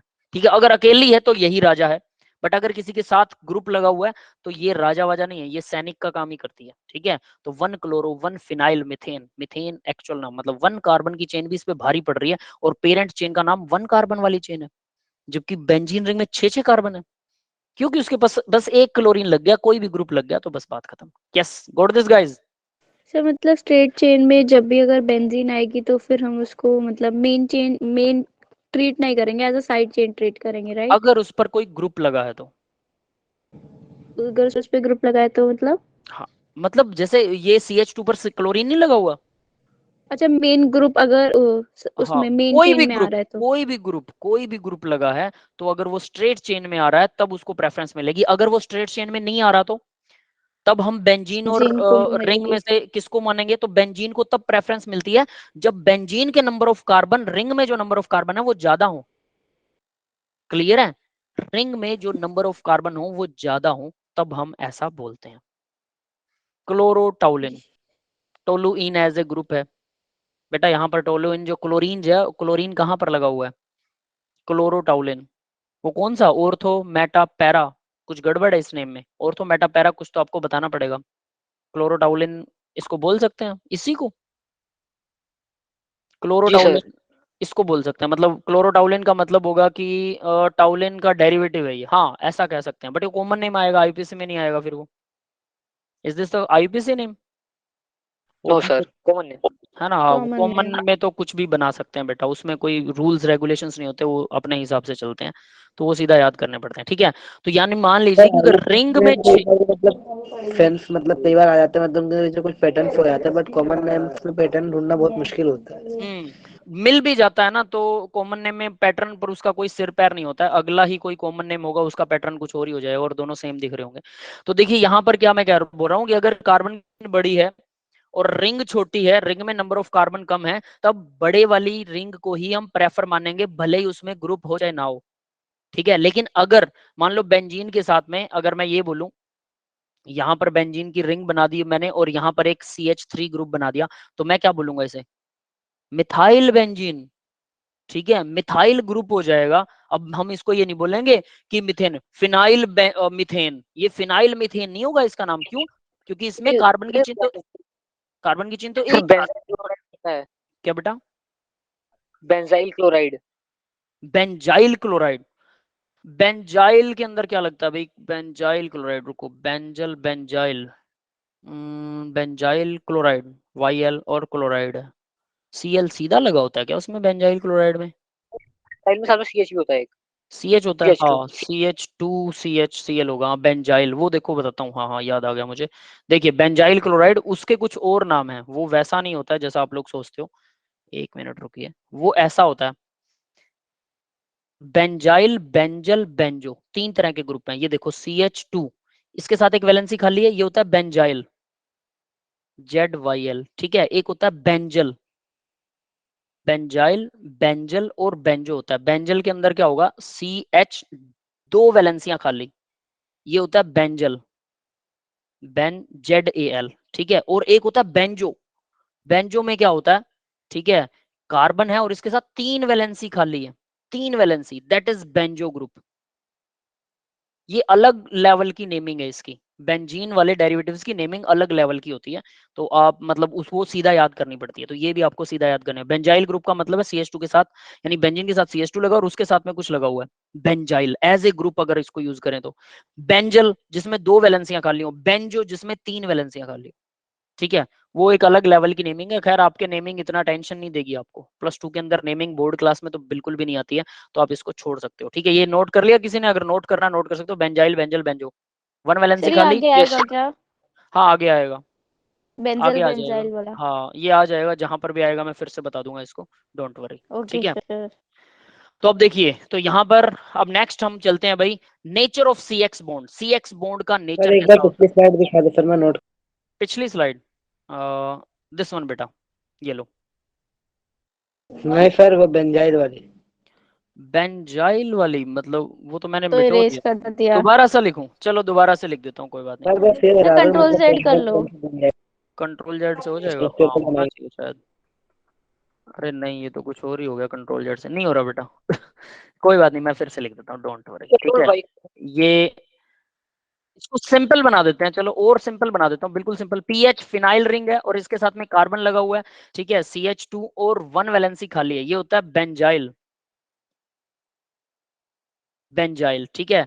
पीएच, इसके साथ में CH लगा हुआ है, 2 वैलेंसियां खाली हैं, ये होता है बेंजल, बेंजीन आप खुद बना लेना पीएच की जगह पर। और बेंजो होता है पीएच और इसके साथ कार्बन है और इसकी 3 वैलेंसी खाली है, ये होता है बेंजो। यस, ठीक है बेटा, now it is it sir clear, ठीक है। यस ठीक, सर। ओके। तो ये तीनों है, बेंजाइल, बेंजल, बेंजो, तो ये तीनों ग्रुप्स हैं। आगे बढ़ते हैं, देखो नेचर ऑफ CX बॉन्ड है, तो CX बॉन्ड का नेचर मतलब कार्बन और ये हेलोजन बॉन्ड का नेचर कैसा होता है? तो हेलोजन हमें पता है मोर इलेक्ट्रोनेगेटिव है, तो हाइड्रोजन के ऊपर स्लाइटली नेगेटिव चार्ज और कार्बन पर स्लाइटली पॉजिटिव चार्ज होता है, दैट्स इट, पॉजिटिव। ठीक है। बस ये स्लाइटली नेगेटिव पॉजिटिव, मतलब ये पोलर बॉन्ड होता है, पोलर समझते हो ना, डाईपोल हो जिस पर, जिसके डाईपोल पोल्स हैं। मतलब हाँ 2 पोल्स होते हैं, पॉजिटिव पोल एक नेगेटिव पोल, उसको डाईपोलर भी बोलते हैं, पोलर भी बोलते हैं, एक ही चीज है, ठीक है। हाँ क्लास कितने बजे तक होगी बेटा? 10 मिनट और लेंगे बस, ज्यादा नहीं, ठीक है। तो आगे बढ़ते हैं, मेथड ऑफ प्रेपरेशन। अब ये यहाँ पर काम के मेथड्स हैं भाई, ये 10 मिनट में मैं खत्म कर दूंगा, डोंट वरी, ठीक है। हमने थोड़ा बेसिक्स पर ज्यादा टाइम लगा दिया। तो देखिए, फ्रॉम एल्कोहल, एल्कोहल से कैसे बनाते हैं? हेलोजन एसिड से। हेलोजन एसिड कौन से होते हैं? HCl, HBr, HI, है ना, HF भी हेलोजन एसिड होता है, लेकिन HF से नहीं बनाते। अब ये मैं बता देता हूँ, HF से नहीं बनाते, HF का कभी यूज नहीं करेंगे, ठीक है, क्योंकि डायरेक्ट हेलोजिनेशन जो है वो बहुत खतरनाक होता है, इसको हम आगे पढ़ेंगे। स्वार्ट रिएक्शन के थ्रू इसको बनाते हैं, डायरेक्ट हेलोजिनेशन कभी नहीं करते हैं, ठीक है, वेरी वेरी डेंजरस। HF अगर आपके पास हो तो आप सीधा घी में डाल दीजिए, धड़ुम धड़ाम धड़म पटाखे बजेंगे फुल वाले, ठीक है। तो यहाँ देखिए हेलोजन एसिड से, तो ROH प्लस HX, एल्कोहल है, फ्रॉम एल्कोहल बना रहे हैं हम, एल्कोहल ROH। अब मैंने जो ROH लिखा, आप इसकी जगह पर कोई सिंपल फॉर्मूला जरूर लिख के अपनी प्रैक्टिस कीजिएगा, जैसे CH3OH या फिर CH3CH2, कम से कम 2 कार्बन वाला एल्कोहल लीजिएगा और OH, ठीक है। कार्बन की वैलेंसियां पूरी कीजिए, कार्बन की कितनी भी बड़ी चेन ले सकते हैं, साथ में OH लगा दो तो वो सीधा बन जाएगा एल्कोहल। तो ROH प्लस HX, HX की जगह पर आप HF नहीं ले सकते, HCl, HBr और HI, इन तीनों में से कोई भी ले सकते हैं। यहाँ नीचे मैंने तीनों दे रखे हैं, इन तीनों में से एसिडिक स्ट्रेंथ किसकी ज्यादा होती है? HI is the most acidic, ठीक है। अब देखो क्या हो रहा है इसके अंदर, ये ध्यान दे लेना बेटा, RX बन गया, यानी OH यहां से चला गया, H यहां से चला गया, बना पानी, और X जो था वो R के साथ लग गया, तो RX R के साथ यानी CH3 के साथ में मान लो क्लोरीन है तो वो क्लोरीन जुड़ गया, हेलोजन बन गया, हेलो एल्केन्स बन गया। क्लियर है? ये कॉमन रिएक्शन है, लेकिन आपको कम से कम इस रिएक्शन को आप अपने हिसाब से 2 या 3 कार्बन लगा के इसको जोड़ेंगे। अब नीचे देखिए acidity order of the halogen acid, HI HBr sir HCl। HF यहाँ पर होता ऑप्शन में हमारे पास, तो मतलब HF सबसे ज्यादा होना चाहिए। HF जुड़ता ही नहीं है बेटा, वो इतना बता देता हूँ, वो हो भी सर नहीं वो सकता। रिएक्शन की बात नहीं कर रहा हूँ, एफिनिटी की। एफिनिटी की बात, सॉरी किस चीज की बात कर रहे हो, दोबारा से बोलो। सर इस रिएक्शन को एक बार के लिए भूल जाए, फिर एफिनिटी ऑर्डर को देखे तो। ठीक है, तो एसिडिटी ऑर्डर के अंदर HF सबसे नीचे, सबसे सर लास्ट, यहाँ पर HF को HF होता। ठीक वैसे है, हम रिएक्शन में क्यों नहीं लेते हैं? बताता हूँ बेटा, इसका क्या रीजन होता है। तो मान लो कि नॉर्मल कार्बन की चेन है CH3 CH2 और ये OH है, ठीक है, तो HF जब इसके साथ जुड़ता है तो ये इतना स्ट्रोंगली जुड़ता है, यहां से OH उड़ जाएगा, है ना, तो CH3 CH2 और यहाँ फ्लोरीन जुड़ जाएगा, तो ये इतनी एनर्जी रिलीज करेगा कि ये इसका बॉन्ड भी टूट जाएगा, ये कार्बन कार्बन का, कार्बन हाइड्रोजन का बॉन्ड भी तोड़ देगा, वो सारे बॉन्ड तोड़ देगा वो। समझ गए? इतनी एनर्जी रिलीज होगी कि सारे बॉन्ड टूट जाएंगे। इस वजह से HF को यानी फ्लोरीन को डायरेक्ट नहीं जोड़ सकते कार्बन की चेन में, उसको इनडायरेक्ट मेथड से जोड़ते हैं, इस मेथड से नहीं जोड़ेंगे। आगे हम वो पढ़ेंगे, तब भी मैं आपको वो डिटेलिंग दूंगा कि हमने HF क्यों नहीं लिया। ठीक है, तो अभी के लिए इतना काफी है। क्लियर है? सर इनडायरेक्ट मेथड मतलब कि हम किसी और मतलब क्या करते हैं, फ्लोरीन का डेरिवेटिव। डिस्प्लेसमेंट, आप फ्लोरीन का कोई डेरिवेटिव लेंगे और डिस्प्लेस करेंगे उसको कुछ अलग तरीके से, सीधा सीधा नहीं। यहाँ सीधा फ्लोरीन सीधा अटैक कर रहा है इसके ऊपर, वो मैकेनिज्म में आपको समझ में आएगा कि सीधा फ्लोरीन कैसे अटैक कर रहा है, और जब हम उसका स्वार्ट रिएक्शन वगैरह वो देखेंगे तब उसमें आपको क्लियर हो जाएगा कि हाँ ये सीधी नहीं जुड़ रही और ये सीधी जुड़ रही थी। ठीक है, तो वो भी आ जाएगा। तो देखो ये होता है भाई ऑर्डर, HF सबसे वीकेस्ट एसिड है। इंटरेस्टिंग फैक्टर बताता हूँ, HF वो एसिड है जो ग्लास को, शीशे को डिसोल्व कर सकता है। HF आप कभी भी कांच की बोतल में नहीं देखेंगे, ये कांच की बोतल्स होती हैं लैब में कुछ ऐसी सी, देखी होंगी सभी ने, और यहाँ पर एक ढक्कन होता है ऐसे वाला। यस गाइज, है ना? Yes sir. इस बोतल में HF को नहीं रखते, क्योंकि HF क्या करेगा, इसकी जब हम उसको नीचे पाउर करेंगे, बोतल में से बाहर निकालेंगे, तो ये किनारी से बाहर निकलेगा, और जब वो कांच का ढक्कन आप इसके ऊपर लगा दोगे तो वो कांच के ढक्कन को और कांच की बोतल की किनारी को दोनों को डिसोल्व कर देगा, और डिसोल्व करने के बाद वो दोनों फिर से चिपक जाएंगी, और ऐसे वाली चिपकेंगी कि उसमें से HF नहीं निकाला जा सकता, इसलिए उसको कांच की बोतल में नहीं रखा जाता। जनरली लैब में आपको HF आपकी लैब्स में नहीं मिलेगा, आपके स्कूलों में। और एक इंटरेस्टिंग चीज होती है, HF के जैसा ही होता है इसी का एक भाई NaOH, बेस है ये भी ऐसा ही करता है, इसको भी कांच की बोतल में नहीं रखते हैं। ठीक है, मैं BSc को टीच करता था, वो उनको एक प्रैक्टिकल करवा रहा था, तो कुछ बच्चों ने NaOH बनाया, पैलेट से बनता है ये, तुरंत बनाते हैं इसको और तुरंत यूज कर लेते हैं, वरना प्लास्टिक में कहीं पे रख देते हैं, या फिर उसको ढक्कन नहीं लगाते कम से कम, अगर कांच में भी रख रहे हैं तो, है ना, तो और वो खराब हो जाता है कांच में वैसे। तो उस बच्चे ने क्या किया कि बोतल में रख के, और उसने सोचा नेक्स्ट डे फिर से यूज कर लूंगा, वो ढक्कन बंद करके चला गया। अगले दिन वो ढक्कन हमसे नहीं खुला, हमारे पास HF था नहीं कि HF के साथ रिएक्शन करवा के, तो मैंने कम से कम 1.5-2 घंटे लगाए। मैं जानता था कि ये इसको डिसोल्व कर देता, तो मैंने क्या किया, इसको उल्टा कर दिया, बोतल को उल्टा करके कि ढक्कन की तरफ उसके NaOH चला जाए, तो NaOH नीचे आ गया, और उसके बाद उसके ढक्कन को धीरे धीरे धीरे धीरे गर्म करता रहा, 1-1.5 घंटे तक गर्म किया, तो वो उसमें से ना बेस निकलना, NaOH निकलना शुरू हो गया, लीक हो गया, वो लीक हो गया, तो मेरी प्रॉब्लम बढ़ गई, क्योंकि वो पूरा खुला नहीं था बट लीक हो गया। पूरा खुल जाता तो मजा आ जाता। तो 1-1.5 घंटा मैंने इस पे मत्था मारा, तो आप लोग याद रख सकते हैं कि ये खुलता नहीं है अभी ढक्कन। ठीक है, ये कभी नहीं खुलेगा, ये कांच को डिसोल्व कर लेते हैं NaOH और HF। कहाँ से फोड़ देना पड़ेगा लगता हाँ, वो बोतल तोड़नी पड़ेगी। अब देखो यहाँ पर HI जो है स्ट्रोंगेस्ट एसिड है, HF वीक एसिड है। HI ग्लास को डिसोल्व नहीं कर सकता, स्ट्रोंग होते हुए भी ग्लास को डिसोल्व नहीं कर सकता, और HF स्ट्रोंग नहीं है फिर भी ग्लास को डिसोल्व कर देता है। इसका रीजन, सुई से कपड़ा सिल सकते हो, छोटी होती है, तलवार से कपड़ा कट तो सकता है, सिल नहीं सकता। समझ रहे हो? तो HI तलवार है, HF सुई है, और सच में सुई है। क्यों ये डिसोल्व कर देता है, HF क्यों डिसोल्व कर देता है ग्लास को? फ्लोरीन इतना छोटा होता है, इतना छोटा कि ग्लास के अंदर जो मल्टीपल मॉलिक्यूल्स होते हैं उनके अंदर घुस के उनका बॉन्ड तोड़ देता है। फ्लोरीन नेगेटिव, फ्लोरीन खुद भी इतना स्ट्रॉन्ग भी होता है ये कि ये किसी के साथ भी रिएक्शन कर लेता है। NaOH के केस के अंदर क्या होता है, Na पॉजिटिव आयन भी छोटा होता है साइज में, और वहां ग्लास के अंदर भी सोडियम होता है। तो और कुछ ऐसे एजेंट्स होते हैं जो Na पॉजिटिव आयन के साथ में रिएक्शन कर लेते हैं, तो इसलिए वो ग्लास से रिएक्शन कर लेता है sodium Na positive ion. That is why कि यहाँ ये ऐसी गड़बड़ होती है। क्लियर है फिर तो गाइस? हम सीलिंग के लिए यूज कर सकते हैं ना उसको, सील करने के लिए चीजों को। ग्लास को सील करने के लिए, ओनली ग्लास को सील करने, किसी और चीज को क्या करोगे बेटा, है ना, वो एसिड है। ग्लास को सील करने के लिए ऐसा कुछ कर सकते हैं कहीं अगर कुछ हो तो, बट उसके भी कुछ साइड इफेक्ट होते हैं। तो हमारे पास उससे अच्छी, कहीं ज्यादा अच्छी वो है जोड़ने वाली मशीन, जोड़ने वाले मशीनरी। मशीन्स हैं, गर्म करके भी जोड़ लेते हैं हम। उसके अलावा कुछ एडहेसिव्स हैं जो ग्लास को अच्छे से चिपका देती है ना। एरलाडाइट आती है, एक एरलाडाइट कंपनी का एडहेसिव आता है, वो अच्छे से उसको चिपका देता है। HI, तो ये उसका ऑर्डर है, यानी कि अगर आप HI के साथ रिएक्शन कराओगे बहुत फास्ट रिएक्शन होगी, HBr के साथ स्लो, HCl के साथ और स्लो होगी।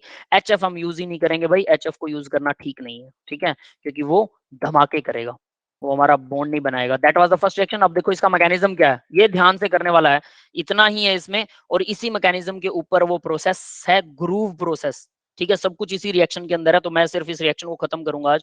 ROH, H पॉजिटिव आयन इसके ऊपर अटैक करेगा। इलेक्ट्रॉन, जब भी आप अटैक करवाओ तो इलेक्ट्रॉन दूसरी तरफ जाते हैं। न्यूक्लियस हमेशा भारी होता है, इसलिए न्यूक्लियस से इलेक्ट्रॉन की तरफ अटैक नहीं करवाओगे। कभी भी याद रख लेना, एरो का मुंह इलेक्ट्रॉन से दूसरी तरफ जाना चाहिए, चाहे मॉलिक्यूल कितना भी बड़ा हो, लेकिन इलेक्ट्रॉन को ही जाते हुए आपको दिखाना है, ना कि न्यूक्लियस को।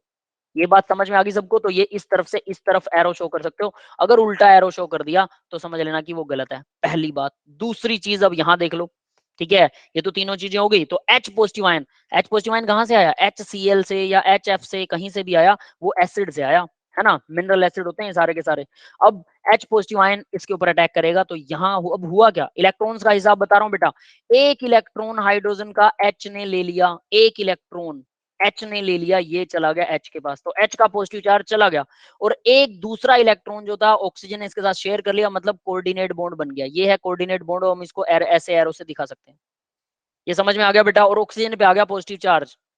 किसी को डाउट है यहां तक? No sir. ऑक्सीजन पर आ गया पॉजिटिव चार्ज। अब यही इलेक्ट्रॉन्स का हिसाब अगर आपको आ गया ना, तो कभी इलेक्ट्रॉन में नहीं फंसोगे। कभी कई बच्चों का मैकेनिज्म उल्टा हो जाता है, वो इलेक्ट्रॉन ज्यादा कर देते हैं, कम कर देते हैं। मुझसे ऐसा कभी नहीं होता, और अगर आप मेरे वाली बात पर ध्यान दोगे तो आपसे भी कभी इलेक्ट्रॉन्स का हिसाब कभी गलत नहीं होने वाला। You will never be confuse about the electrons, ठीक है। तो तो ये वैसे इसमें दो हाइड्रोजन कैसे दिखा रहे हैं कहां पर दो है, एक तो ये रहा H sir? Positive ion. ROH हाँ और ऊपर कोऑर्डिनेट बॉन्ड में H। हाँ, तो वो इधर से आया ना, ये रहा, ये देखो, तो ये रहा सर हाइड्रोजन। वो प्लस है, तो पहले उसने इलेक्ट्रॉन दिया, तो यानी कि वो H का पूरा अपने आप में कंप्लीट हो गया। उसके हम्म बाद ऑक्सीजन ने दूसरे इलेक्ट्रॉन दिए बॉन्ड बनाने के लिए, तो हम्म OH बन गया। तो फिर ये तीसरा कोऑर्डिनेट बॉन्ड कैसे? तीसरा कहाँ है बेटा, एक ही तो बॉन्ड है। सुनो बताता हूँ, पता नहीं आप कहाँ कंफ्यूज हो। देखो, R था, OH था, ठीक है, ये OH पहले से लगा हुआ है, ये दो दो लोन पेयर हैं ऑक्सीजन के पास, एक H पॉजिटिव आयन इसके पास आता है। तो क्या होता आ है H गया पॉजिटिव, सर, आ गया, आ गया, वो आ गया OH में पहले से है। हाँ हाँ। है ना, हाँ वो पहले से ये वाला, अच्छा आप इसको मिस कर रहे थे भाई, मुझे ठीक हाँ है, सॉरी ठीक, सर। कोई बात नहीं, कोई बात नहीं, इट्स ओके। तो इस तरह से, तो यहाँ अब आपको समझ में आ गया होगा कि ये R H2O, यहाँ से अब H2O अलग हो सकता है। तो देखो, ये अब इसने क्या किया, ये जो इलेक्ट्रॉन्स थे ना, ऑक्सीजन पर पॉजिटिव चार्ज आ गया, तो ये इलेक्ट्रॉन तो ऑक्सीजन का ही है, ठीक है, ये वाला इलेक्ट्रॉन किसका है, R का है, ठीक है, कार्बन की चेन का है। तो ये क्या करेगा, ये वाला इलेक्ट्रॉन, यानी ये वाला इलेक्ट्रॉन जो है वो ऑक्सीजन को वापस, यानी ये इलेक्ट्रॉन यहाँ पर चला जाता है। तो हम एरो फुल हेडेड क्यों दिखाते हैं, अब इसका रीजन सुन लो, ठीक है, क्योंकि हमें पता है कि दोनों इलेक्ट्रॉन ऑक्सीजन के पास, ये शेयर इलेक्ट्रॉन्स थे ना, तो दोनों इलेक्ट्रॉन, ये ऑक्सीजन ले गया, ऑक्सीजन दोनों इलेक्ट्रॉन ले जाएगा, एक इसका ऑलरेडी था, एक इसने यहां से ये वाला यहां आ गया, तो इसका मतलब ऑक्सीजन का पॉजिटिव चार्ज जब यहां से चला जाएगा, तो देखो वाटर बन गया। कैसे बना, ये ऐसा सीन था, यहाँ H था, यहाँ H था, ये बॉन्ड था R के साथ, ठीक है, और ये एक लोन पेयर था, तो ये यहां से दोनों इलेक्ट्रॉन इसके पास आ गए, एक ऑक्सीजन का था, एक R का था, तो ऑक्सीजन दो इलेक्ट्रॉन्स, यहाँ फिर से दो इलेक्ट्रॉन हो गए, ये H यहाँ जुड़ा हुआ है, ये H यहाँ जुड़ा हुआ है, और इस तरह से आपका वाटर का मॉलिक्यूल बन गया। यस गाइस, ये समझ में आ गया बेटा? हाँ जी सर। ठीक है, ठीक है। तो ये वाटर का मॉलिक्यूल हो गया अलग, आर पर आ गया। अब देखो क्योंकि ऑक्सीजन पॉजिटिव है तो यहाँ आर पर स्लाइटली नेगेटिव चार्ज आ जाएगा। ऑक्सीजन क्योंकि पॉजिटिव है तो वो खींच रहा है उससे, और जैसे ही एक्स नेगेटिव जो एच के साथ जुड़ा हुआ था ना, एक्स नेगेटिव था एच के साथ, तो ये एक्स नेगेटिव जो है वो अब इस पे अटैक करेगा आर पे, क्योंकि आर स्लाइटली पॉजिटिव उसको अट्रैक्ट कर रहा है, और दोनों के बीच में आर एक्स बॉन्ड बन गया, और वाटर दो लोन पेयर के साथ वाटर यहां से अलग हो गया। That's it. ये है छोटा सा मैकेनिज्म, अगर इसको ध्यान रखते हो तो रिएक्शन अपने आप याद रहती है। फर्दर आगे देखिए, क्लोरोएल्केन्स ग्रूव प्रोसेस। अब ग्रूव प्रोसेस में क्या होता है, यहाँ ग्रूव प्रोसेस का सबसे बढ़िया रिएजेंट जो होता है वो ZnCl2 होता है भाई। नेमिंग रिएक्शन है, इंपॉर्टेंट है, याद रख लेना बेटा बहुत ध्यान से, ठीक है। रिएजेंट मतलब ग्लूकोसेट कैटलिस्ट। कहते हैं ना। हाँ कैटलिस्ट कह सकते हैं। रिएजेंट, रिएजेंट हाँ वो भी बताता हूँ बेटा, ल्यूकस टेस्ट होता है, ल्यूकास टेस्ट, ल्यूकस रिएजेंट भी बोलते हैं इसको, हाँ ल्यूकस टेस्ट भी होता है, वो भी बताऊंगा। तो देखिए एनहाइड्रस ZnCl2 रिएजेंट वो होता है जो दो रिएक्टेंट्स में जो सबसे पहले अटैक करता है। दो रिएक्टेंट्स हैं, हम रिएक्शन करवाना चाहते हैं, जो पहले अटैक करेगा वो रिएजेंट, जो जिसके ऊपर अटैक होने वाला वो सबस्ट्रेट है, ठीक है। तो जनरली ऐसा होता है, तो ZnCl2 यहाँ पर रिएजेंट की तरह एक्ट कर रहा है, ये सबसे पहले अटैक करवा के रिएक्शन को शुरू करवाता है, ठीक है। That is why it is called reagent. तो अब यहाँ ZnCl2 में 1 डिग्री अल्कोहल, 1 डिग्री अल्कोहल क्या होता है भाई, ये किसी को पता है? जब OH जो है वो एक एक वन कार्बन, डिग्री कार्बन के साथ जुड़ा हो। एक कार्बन के साथ में जुड़ा हो, जिसके पीछे एक कार्बन की चेन ही आती हो, दो कार्बन ना हो, ठीक है। तो ये H2 यहाँ लग गया। अगर इसी कार्बन के साथ दो कार्बन जुड़े हुए हैं, यहाँ पर सिर्फ H है, इसी कार्बन के साथ दो कार्बन जुड़े हैं तो वो 2 डिग्री अल्कोहल। इसी कार्बन के साथ तीनों तरफ अगर कार्बन जुड़े हो तो 3 डिग्री। 3 डिग्री। जिस जिस जिस कार्बन के ऊपर ग्रुप जुड़ा हुआ है उस कार्बन के ऊपर कितने कार्बन जुड़े हुए हैं, that is the degree of that carbon, ठीक है। तो यहाँ पर 1 डिग्री अल्कोहल के साथ में इसकी रिएक्शन करवाएंगे तो हमारे पास सीधा सीधा ये आ गया, ठीक है, ZnCl2 के साथ में। That's it, nothing special in it. सीधा क्लोरीन जुड़ेगा, OH हट जाएगा, वाटर अलग हो जाएगा। अब देखिए 2 डिग्री, जब 2 डिग्री कार्बन होगा तो 2 डिग्री कौन सा है, जिस OH के साथ जो कार्बन जुड़ा है उसके दोनों तरफ कार्बन होना चाहिए, ठीक है। उसके दोनों तरफ बिल्कुल कार्बन है, बिल्कुल सही है, लेकिन एक वैलेंसी इसकी कम है, ये H में लगाना भूल गया था, CH, दैट इज, ठीक है। तो अब जब ये HCl और एनहाइड्रस ZnCl2 के साथ रिएक्शन करेगा तो OH यहां से उड़ जाएगा, Cl लग जाएगा और वाटर जुड़ गया। 3 डिग्री अल्कोहल के अंदर क्या होता है पता है, कंसंट्रेटेड HCl यूज करना, वहां सिर्फ HCl गैस यूज कर रहे थे, ये HCl गैस की फॉर्म में, यहाँ कंसंट्रेटेड HCl यूज करेंगे, रूम टेम्परेचर पर अपने आप रिएक्शन हो जाती है, ZnCl2 की जरूरत ही नहीं है। ये समझ में आ गया बेटा क्यों? सबको? क्योंकि सर ये रीजन? 3 डिग्री अल्कोहल जो है वो more reactive towards the halogenation, halogenation में मोर रिएक्टिव होता है। वजह क्या होती है, 3 डिग्री कार्बोकेटायन। अब इसका रीजन बता देता हूँ, 3 डिग्री कार्बोकेटायन ज्यादा स्टेबल होता है, carbon CH3 CH3 and CH3, ठीक है। इसके साथ ये OH लगा हुआ था, तो सबसे पहले क्या होता है, जब H पॉजिटिव आयन इसके ऊपर अटैक करेगा प्लस H पॉजिटिव आयन, तो वही ऑक्सीजन अपना एक लोन पेयर इस H पॉजिटिव आयन को देगा, है ना। तो ये क्या बन जाएगा, सेम प्रोसेस होने एच वाली बन जाएगा। है ना। तो इधर आ गया O, इधर H जुड़ गया, और इस तरफ H ऑलरेडी लगा हुआ था, ये पॉजिटिव बन जाएगा क्योंकि एक इलेक्ट्रॉन इसने हाइड्रोजन को दे दिया, और बाकी सभी ये CH3 CH3 और CH3, ठीक है। तो तीनों तरफ आपके ये CH3 लगे रहेंगे, इनमें कोई डिफरेंस नहीं है, इस तरह से होगा। अब ये क्या करेगा, अपना ऑक्सीजन अपना लोन पेयर इस वाटर निकल जाएगा। कार्बन से खींच लेगा, वाटर विल बी रिप्लेस्ड, तो हमारे पास बनेगा कार्बोकैटायन। 3 डिग्री कार्बोकैटायन, कार्बन के ऊपर पॉजिटिव आयन होता है उसको बोलते हैं कार्बोकैटायन। कैटायन। 3 डिग्री कार्बोकैटायन बन गया। ये 3 डिग्री कार्बोकैटायन जो होता है ये काफी स्टेबल होता है, काफी स्टेबल, ठीक है। यानी ये आसानी से हट जाता है, इसमें से वाटर भी आसानी से रिप्लेस हो जाता है, और ये काफी स्टेबल है। तो ये टाइम दे देता है क्लोरीन को आने का, क्लोरीन के पास में जुड़ने का। तो HCl अकेला H पॉजिटिव आयन इस पे अटैक करेगा तो वाटर आसानी से रिप्लेस हो जाता है, वाटर के रिप्लेस होते ही क्लोरीन आसानी से जुड़ जाता है। तो इस वजह से ये रिएक्शन बिना ZnCl2 के हो जाती है, जो कि कैटलिस्ट का काम कर रहा था, है ना। तो कैटलिस्ट की यहाँ पे जरूरत ही नहीं पड़ती है, दैट इज इट। क्लियर है ये? तो अब ये थ्री सर एक डिग्री डाउट था। कार्बो, हाँ बोलो बेटा। सर मान लो अगर हम 2 डिग्री कार्बोकेटाइन बना रहे हैं तो उसमें तो रिपल्शन कम होगा ना एज कम्पेरेटिवली तो 3 डिग्री कार्बोकेटाइन। तो फिर हम ये क्यों कह रहे हैं कि 3 डिग्री ज्यादा स्टेबल होगा? रिपल्शन किस चीज का कह रहे हो आप, मेरे को पहले ये सर बताओ। मतलब आपस में ग्रुप्स का रिपल्शन होता है ना। इसमें ग्रुप्स का रिपल्शन, अकेले कार्बन को कोई क्या रिपेल करेगा, ये देखो ये ऐसे होता है, वो आप दूसरे वे में ले रहे हो इसको। अकेले कार्बन को कोई क्या रिपेल करेगा, सोचो। यही मैं बना रहा था अभी, आपका डाउट उसी में क्लियर हो जाएगा। ये देखो CH3 कौन किसे रिपेल करेगा? ये CH3 ग्रुप दूसरे CH3 ग्रुप को शायद रिपेल कर दे, इस कार्बन को कौन रिपेल करेगा बेचारे को? अकेला है ये तो, समझ गए? है ना। अब दूसरी चीज देखो, यहां होती है हाइपर कंजुगेशन। क्या होती है हाइपर कंजुगेशन? अब ये भी आपको समझ में आ जाएगा, ये भी बेसिक्स है। जब ये कार्बोकेटाइन बना तो ये जो हाइड्रोजन है ना, ये पूरा का पूरा बॉन्ड हाइड्रोजन यहां से डायरेक्टली, ये देखो ये बॉन्ड यहां पर आ गया।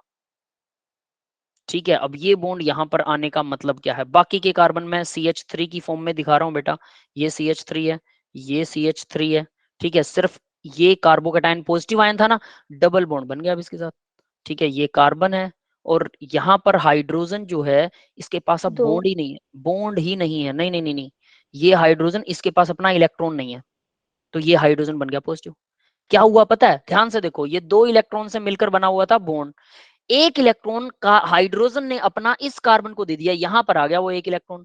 और ये वाला जो इलेक्ट्रॉन है, ये तो इसी कार्बन का है, वो पहले भी इसी कार्बन, पहले वो हाइड्रोजन के साथ शेयर था, अब वो कार्बन के साथ। तो इस कार्बन पे कोई फर्क नहीं पड़ा, किस पे पड़ा?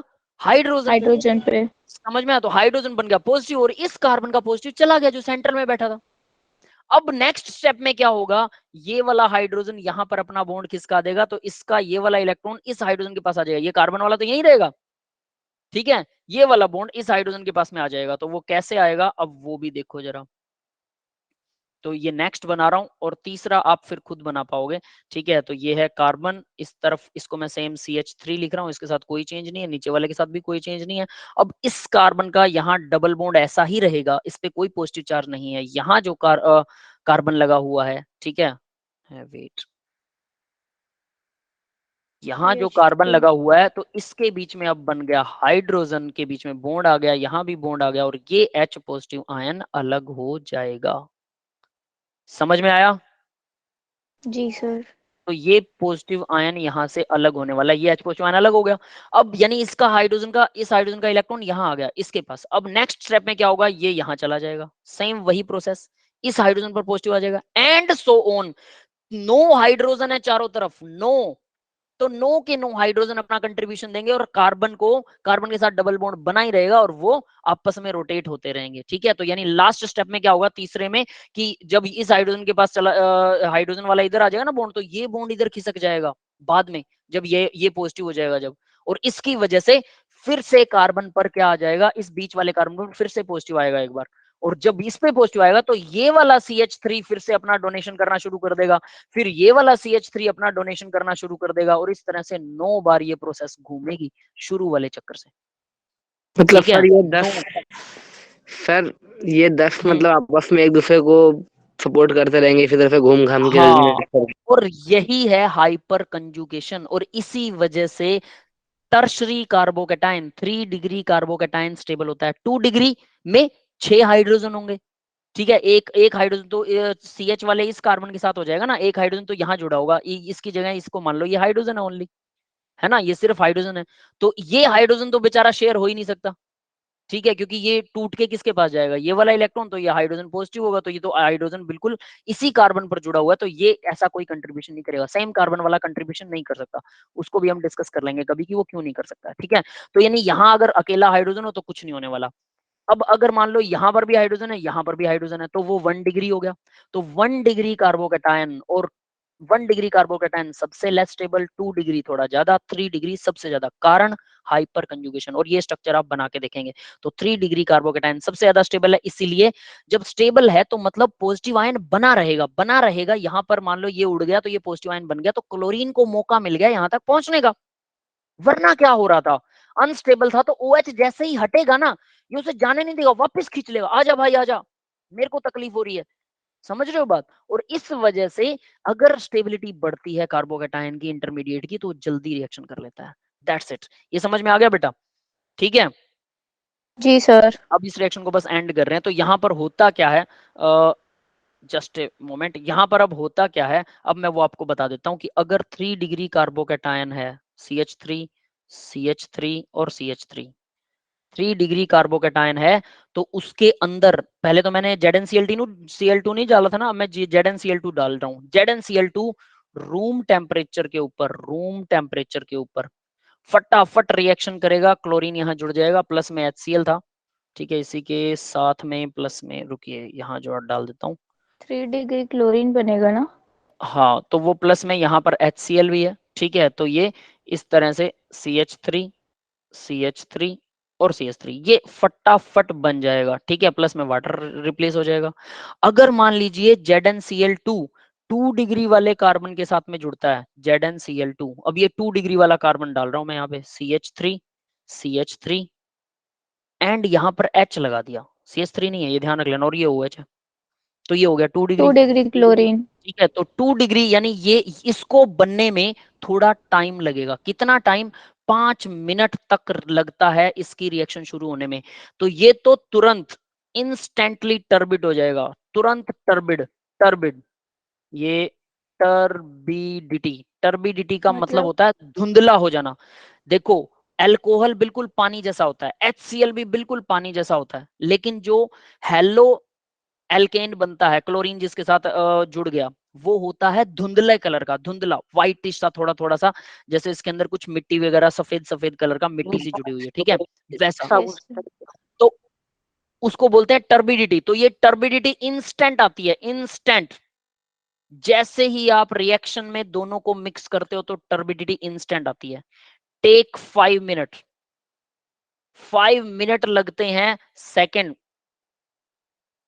5 मिनट्स सेकेंड डिग्री अल्कोहल में। और अगर 1 डिग्री अल्कोहल हो, यानी कि इसके पीछे सिर्फ एक ही कार्बन लगा हुआ है CH3, मतलब आगे आप लंबी चेन लगा सकते हो, लेकिन इसके साथ जो अटैच्ड कार्बन है वो सिर्फ एक ही है, CH2, ठीक है।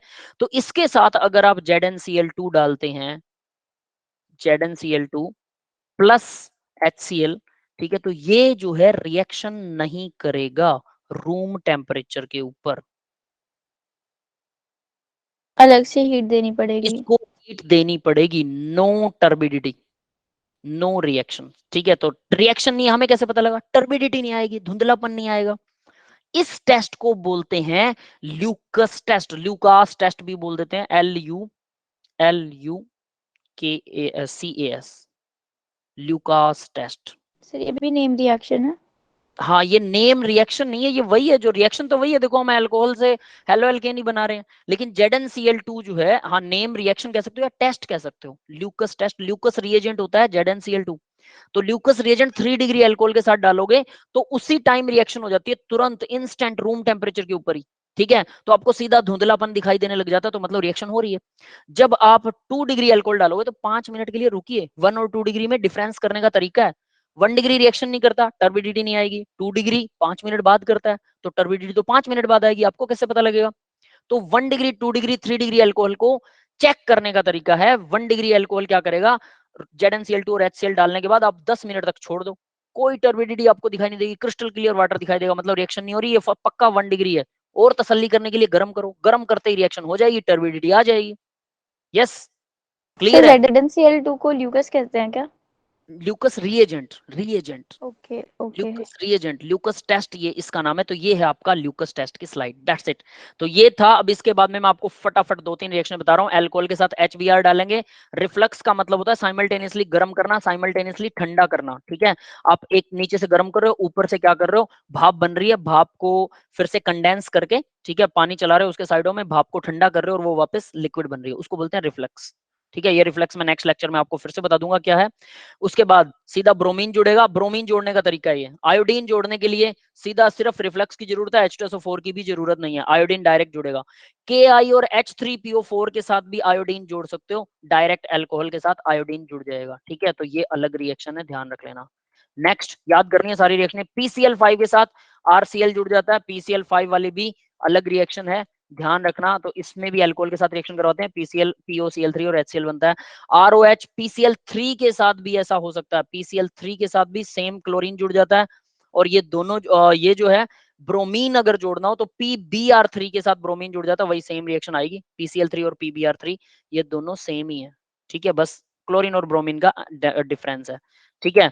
नेक्स्ट PI3, आयोडीन भी ऐसे ही जोड़ सकते हो, मतलब PCl3, PBr3 और PI3 तीनों सेम ले सकते हैं, बट ध्यान रखना PI5 जो है वो होता ही नहीं है, PBr5 जो है वो होता ही नहीं है, तो इसलिए PBr ये PCl5 वाली रिएक्शन बाकी ब्रोमीन और आयोडीन के साथ नहीं कर सकते, ठीक है, जुड़ेगा वही, बनेगा वही, सेम टू सेम सब कुछ। Thionyl chloride, the last reaction I think, है ना, last reaction of the lesson. ठीक है, थायोनाइल क्लोराइड क्या है? ROH, SOCO, S double bond OCl2, SOCl2, इसको बोलते हैं थायोनाइल क्लोराइड। नेम है, केमिकल का नेम है, सीधा याद रखना पड़ेगा। पायरिडाइन की प्रेजेंस में RCl बना देता है, अल्कोहल में से OH हटा देगा, बनेंगे by product SO2 and HCl। SO2 sulphur dioxide, HCl जो है वो हाइड्रोक्लोरिक एसिड है। दोनों के दोनों क्या है? गैस होती है HCl, हवा में उड़ जाएंगे दोनों के दोनों, दैट्स इट। इसका मतलब ये रिएजेंट कैसे याद करेंगे? सब लिख के देखना पड़ेगा बेटा, मैंने सबसे पहले यही बोला, सिंपल रिएक्शन है तो आपको याद, एक बार मेरे HCl हवा साथ में उड़ जाएगा, HCl गैस होता है। हाँ, HCl गैस होता है, SO2 गैस होता है, दोनों हवा में उड़ जाएंगे, यानी और प्योर HCl प्रोडक्ट। तो मतलब लिक्विड फॉर्म में मिलता है ना, मतलब कॉन्सेंट्रेट HCl वगैरह वगैरह। प्रेशर डाल, सॉरी, उसको पानी में से पास आउट करवाते हैं बेटा। पानी में से पास आउट करवाएंगे तो HCl गैस पानी में बहुत ज्यादा विग्रसली घुल जाती है, जबरदस्त तरीके से। और वो पानी में घुली हुई गैस को ही आपको रिप्रेजेंट करते हैं कि ये HCl है, कंसंट्रेटेड है, डाइल्यूट है। प्योर HCl अगर लेंगे तो वो गैस है, उसको पानी में से पास कर दो, मतलब पानी में घोलते हैं ना, हम एसिड को पानी में घोलते हैं, तो उस गैस को पानी में घोल देते हैं बस, और ये आसानी से घुल जाती है। तो HCl गैस है, बाहर निकल जाएगी, क्योंकि हम पानी तो यूज ही नहीं कर रहे, देखो कहीं पे भी पानी नहीं है, तो पानी को नहीं पकड़ने वाली HCl। तो पानी नहीं है तो हवा में उड़ जाएगा, SO2 भी उड़ जाएगा, तो प्योर अपने पास क्या आएगा? RCl। R की जगह आप कार्बन की चेन ले सकते हो, इसलिए इस रिएक्शन को प्रेफर करते हैं, क्योंकि बाई प्रोडक्ट गैस होते हैं, हवा में उड़ जाते हैं, तो ये प्योर प्रोडक्ट हमारे पास आता है, that is why it is preferred. That's all for the today's lecture बेटा, ज्यादा रिएक्शंस नहीं है, 10-12 रिएक्शन है, बेसिक्स कवर नहीं है, तो जो भी चीज बीच में बेसिक करवाइए अभी याद करना, पूरा पूरा lecture at your finger tips होना ही चाहिए, वरना याद रख लेना ऑर्गेनिक सारी ऊपर से टपेगी, ये याद रख लेना। क्लियर है गाइज? मैं अब जरा, सर आप कल ओरली पूछ लीजिएगा। हाँ मैं ओके सर। ओरल आप लोगों से ओरल टेस्ट लेने वाला हूँ, मैं रिकॉर्डिंग ऑफ कर रहा हूँ, ठीक है? उसके बाद में अगर किसी को डाउट है तो मुझसे डाउट पूछ